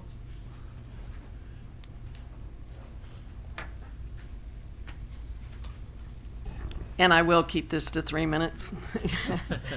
My name's Terry Mendel, and I'm a longtime lover of Sebring. I grew up here, and I have spent my whole adult life trying to get back here permanently. And my husband promised that after a 50-year short hiatus out of town that we would retire back here. So very glad to be back. I've owned property for years here and had a lot of relatives for years here. And just love Sebring. It's just the most wonderful town in the world. And I really have been very involved in community service wherever I've lived. I've been on a lot of board of directors. I was on our Christian school board, Hillcrest Christian School, for 3 years in Thousand Oaks, California. And yes, there are Christians in California. It's a wonderful place. But we wanted to live in Sebring. We're back here. We're back working.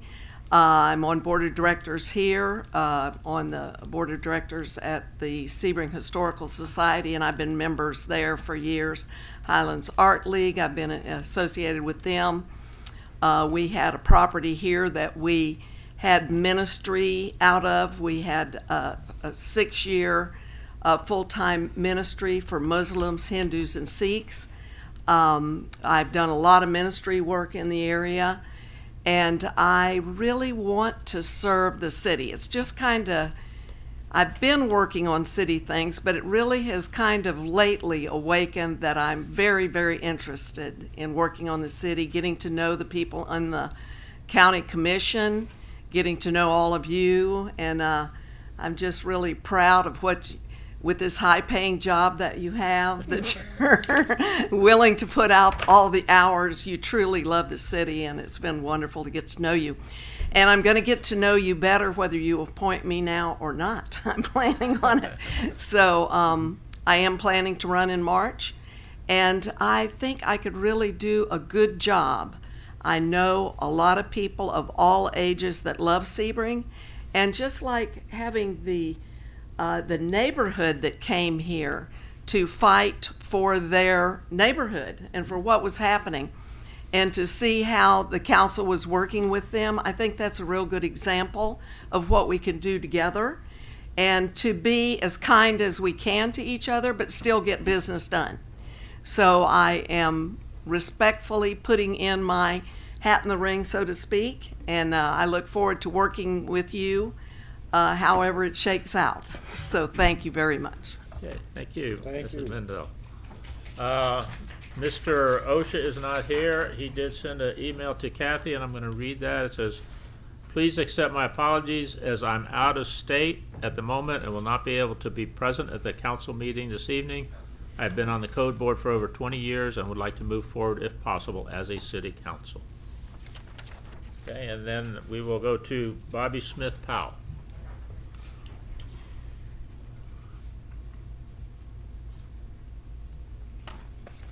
Good evening, Dr. Bobby Smith Powell for the record.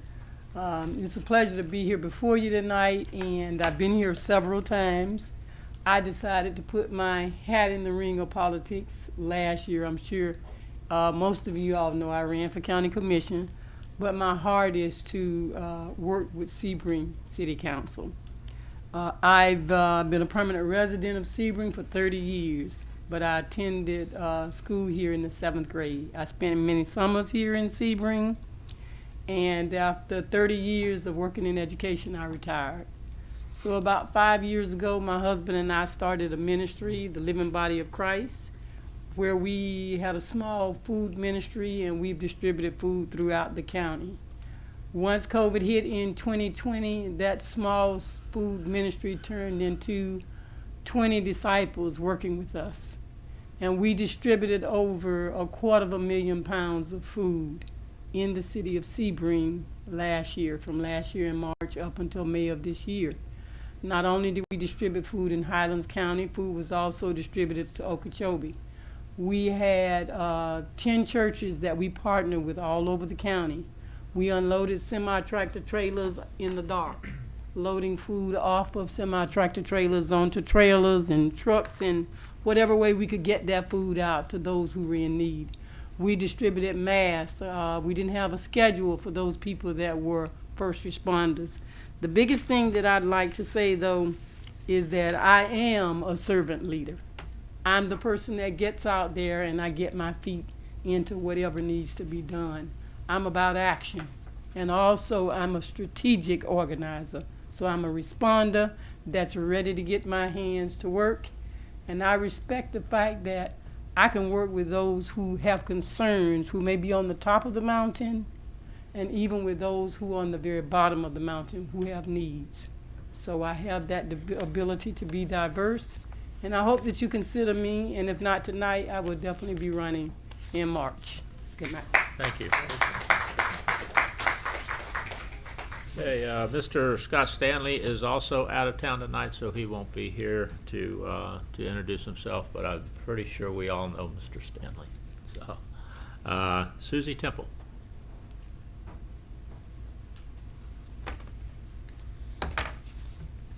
Hello, my name is Susie Teeple. Close Okay, enough. sorry about that. I was born and raised in Highlands County. I took a little 20-year hiatus and went to Palm Beach County for a while, came home. This is always going to be home. I've served on several boards. I currently serve on the Code Enforcement Board. I worked with the county and the County Housing Board. And I've worked with the Habitat for financial education for folks trying to purchase a home. I feel like I could contribute to the city. I feel like I was born and raised right around, same with Terry, right down the street from Terry. I just think we need some new outlooks. I don't have an agenda. I just want to be more involved. I considered it before, but until this is a hard job. And the longer you sit here and listen to this, it gets harder, and you're to be commended. I just didn't have time. I worked. Once I retired and I got my grandbaby over the middle school hump, now I have time to do something that I want to do besides garden. So I appreciate your consideration. If not tonight, then maybe another time, but I'll still be on the code board. Thank you. Well, thank you. Thank you all very much. I want to say I appreciate you coming and introducing yourself to us. And for those of you that aren't appointed or tonight, then certainly there is the March election coming up, and there'll be 2 seats available in March. And so the best 2 out of however many people, run will get it. And of course, as you know, it's a non-party affiliated type thing. So,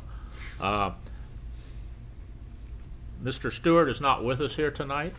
He has expressed to us who he is supporting, but I don't want to say that until the appropriate time because I don't want to influence anybody else's decisions. So when that name is called, I'll say that Mr. Stewart supports them.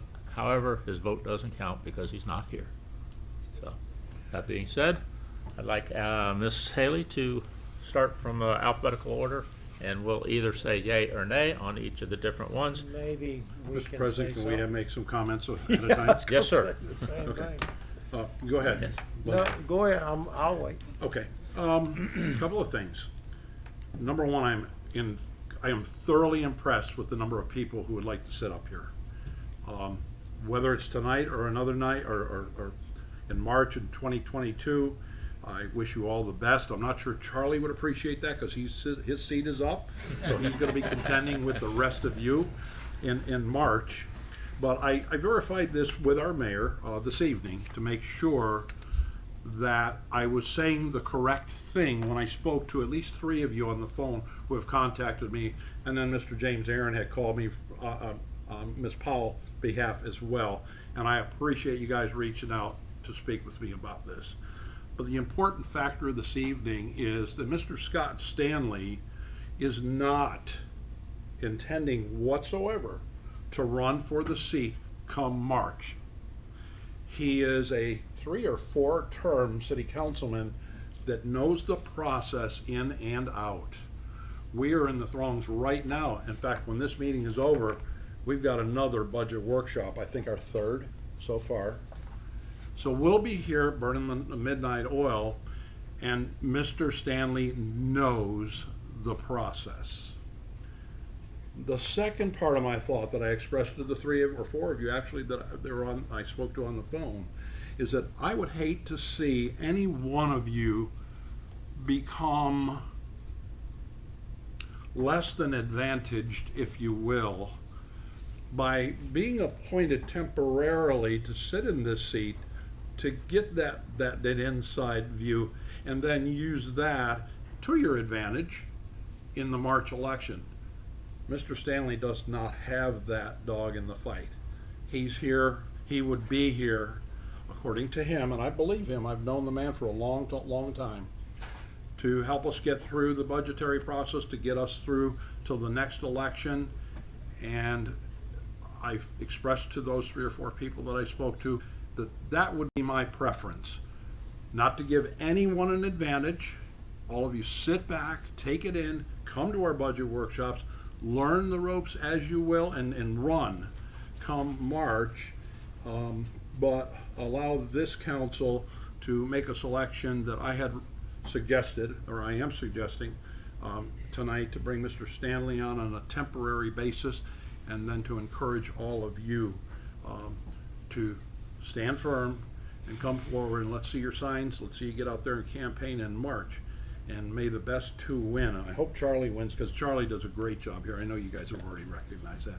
So I just wanted to make sure, I already told you I was gonna say that to make it public, even though I told it to you in private. So there's nothing other than open and honest communication. And I thank you for taking the opportunity to let me say that. Thank you. Yes, sir. Mr. Carlisle. First of all, I want to tell you, this is probably one of the hardest decisions to me that we have to make. These are great people. Because everyone on this list, I think, has great qualities. I really do. I kind of agree with Tom, because if we pick someone besides Scott Stanley, we're kind of throwing you right into the fire. I mean, we're going through all the financial stuff right now. When you come on, all of us councilmen, when you first come on, the staff, each one of the department heads has to take you and teach you about their department. The staff has to do the same thing. So we have to consider all of that. There's, like I said, I look at these names and I see, and I know a lot of you, and I see quality people. Yeah. Quality people. I've been called by some. I've been called by some of the people that are supporting them. I don't want to disappoint anybody, but like I already said tonight, you're not going to make everybody happy. You're just not going to do it. So, and I'm sad to say, when she calls a name, I'm the first one that has to vote. You are. So I'm going to pass that on to Tom Detman, and I'll be Well, second. you can't. We have to do this alphabetically, whether you like it or not. That's right. Yes. I wish the mayor could vote tonight, but I agree. I don't. If you really, really want to set up here, you need to do like we did and get out and fight for it. I've really enjoyed sometimes being up here. Like right now, that's not a good thing. I have to say, I'm going to just say Scott Stanley, and I haven't made that big decision. A lot of things Scott stood for, I disagreed with him. But you need that. You can't. Everybody can't sit up here and agree. We have to have diverse people, but the thing I like about this council that we've had is we can disagree, but when we walk out the door, we can still be. What part of friends we can be, because I said earlier, I just took my ethics classes, and we can't really be friends outside of here. We can't talk. We can, but we can't talk about Yeah, city but- business. But the thing So how's is, the kids, you know? if somebody sees you talking, they can think you're talking about something and bring you before the ethics board. And if you don't win it, you can go to jail. You can go to prison. You can have big fines. So it's hard to be. Charlie and I talk about race cars because we have that We in do. common. And you and I talk about classic cars. Exactly, Yeah. because I love both. Yep. And have both. So, you know, all I can say to you is don't be upset with the messengers, because we're not up here. We're not saying you're not good enough. We have to make a decision for the city, the best for the city, and best for the present time, I guess. With that said, I'm going home. You can't leave yet. We'll send for you like they do in Texas and have you arrested and bring you back. You send Carl after me? There you go. He'll block the door. Well, I appreciate my fellow councilmen's comments, I really do. And I agree with them that we do have a lot of very good people that are interested in this. And I, again, would encourage you to run in March as well, even though I'll be running myself in all probability. But if you want to be up here, I would do that. I would run in March if you're not appointed tonight. And if you are appointed tonight, I would still hope that you would run in March and not just make it a temporary thing. I will say one other thing, though, in regards to this. And when I first started investigating it, I thought it was like 2 meetings a month. You know? I found out real quick it's more like 2 or 3 meetings a week, and during budget time it can be a lot more than that, and it does take some time, and you are not really compensated for it to any degree of the time you spend with it, and especially if you want to do a good job. You know, you probably saw this stack of paper we went through tonight. You know, I read not every page, but almost every page of that. And we're gonna do this one. Yeah, we after still have the another one to worst do one. tonight. So it's not just a little thing to, you know, to sniff at and say, hey, it's just a couple meetings a month and that's it. So I'm pretty sure most of you are aware of that. I know some of you have been hanging out here a little bit and paying attention to make yourself aware of that. And again, I am very happy that so many people have come out to show an interest and whatnot. I know some of the city elections in the past, and I've been here for over 30 years myself, they had 2 positions and 2 people ran, you know. Well, gee, you know, this time around I think we're going to have a little bit more to pick from. And I think there's So, some other interest out there too that hasn't come forward to express their interest in this temporary position. yeah, there could So, possibly be. Yes. Now, with all that being said, it's going to come down to it, and Miss Haley, would you please start in alphabetical order and with a yay or a nay, poll the Let me council ask you a member. question. If we say yay and it doesn't pass, do we get a yay on someone else? No, No? you get 1 yay. What if, what Per- if, per what if there's person. 3 different people get yays? Then it'll go down to a runoff with those 3 people. Okay. What now? If there's 3 yays and there's 3 different candidates here, If you get three different people and 3 different yays, then it, Oh, if you did that, okay. okay, then you have Sorry. a But runoff that wouldn't between make a those whole lot 3 of sense for people. us to do that Sorry, anyhow. I I mean, was- it's a feel-good kind of thing, like I would love to tell every one of you. Yeah. You know, yes, yes, yes, yes, yes, and go through that, and then we're tied, we can start all over, it doesn't make sense. So what we're looking for is 2 yays for one particular candidate, or we will go to a 3-way runoff. All right. Yes. All right, starting with Mr. Bishop. Carlisle, yay. Detman, Pass. Lawrence. Yay. There you go. Okay, go ahead.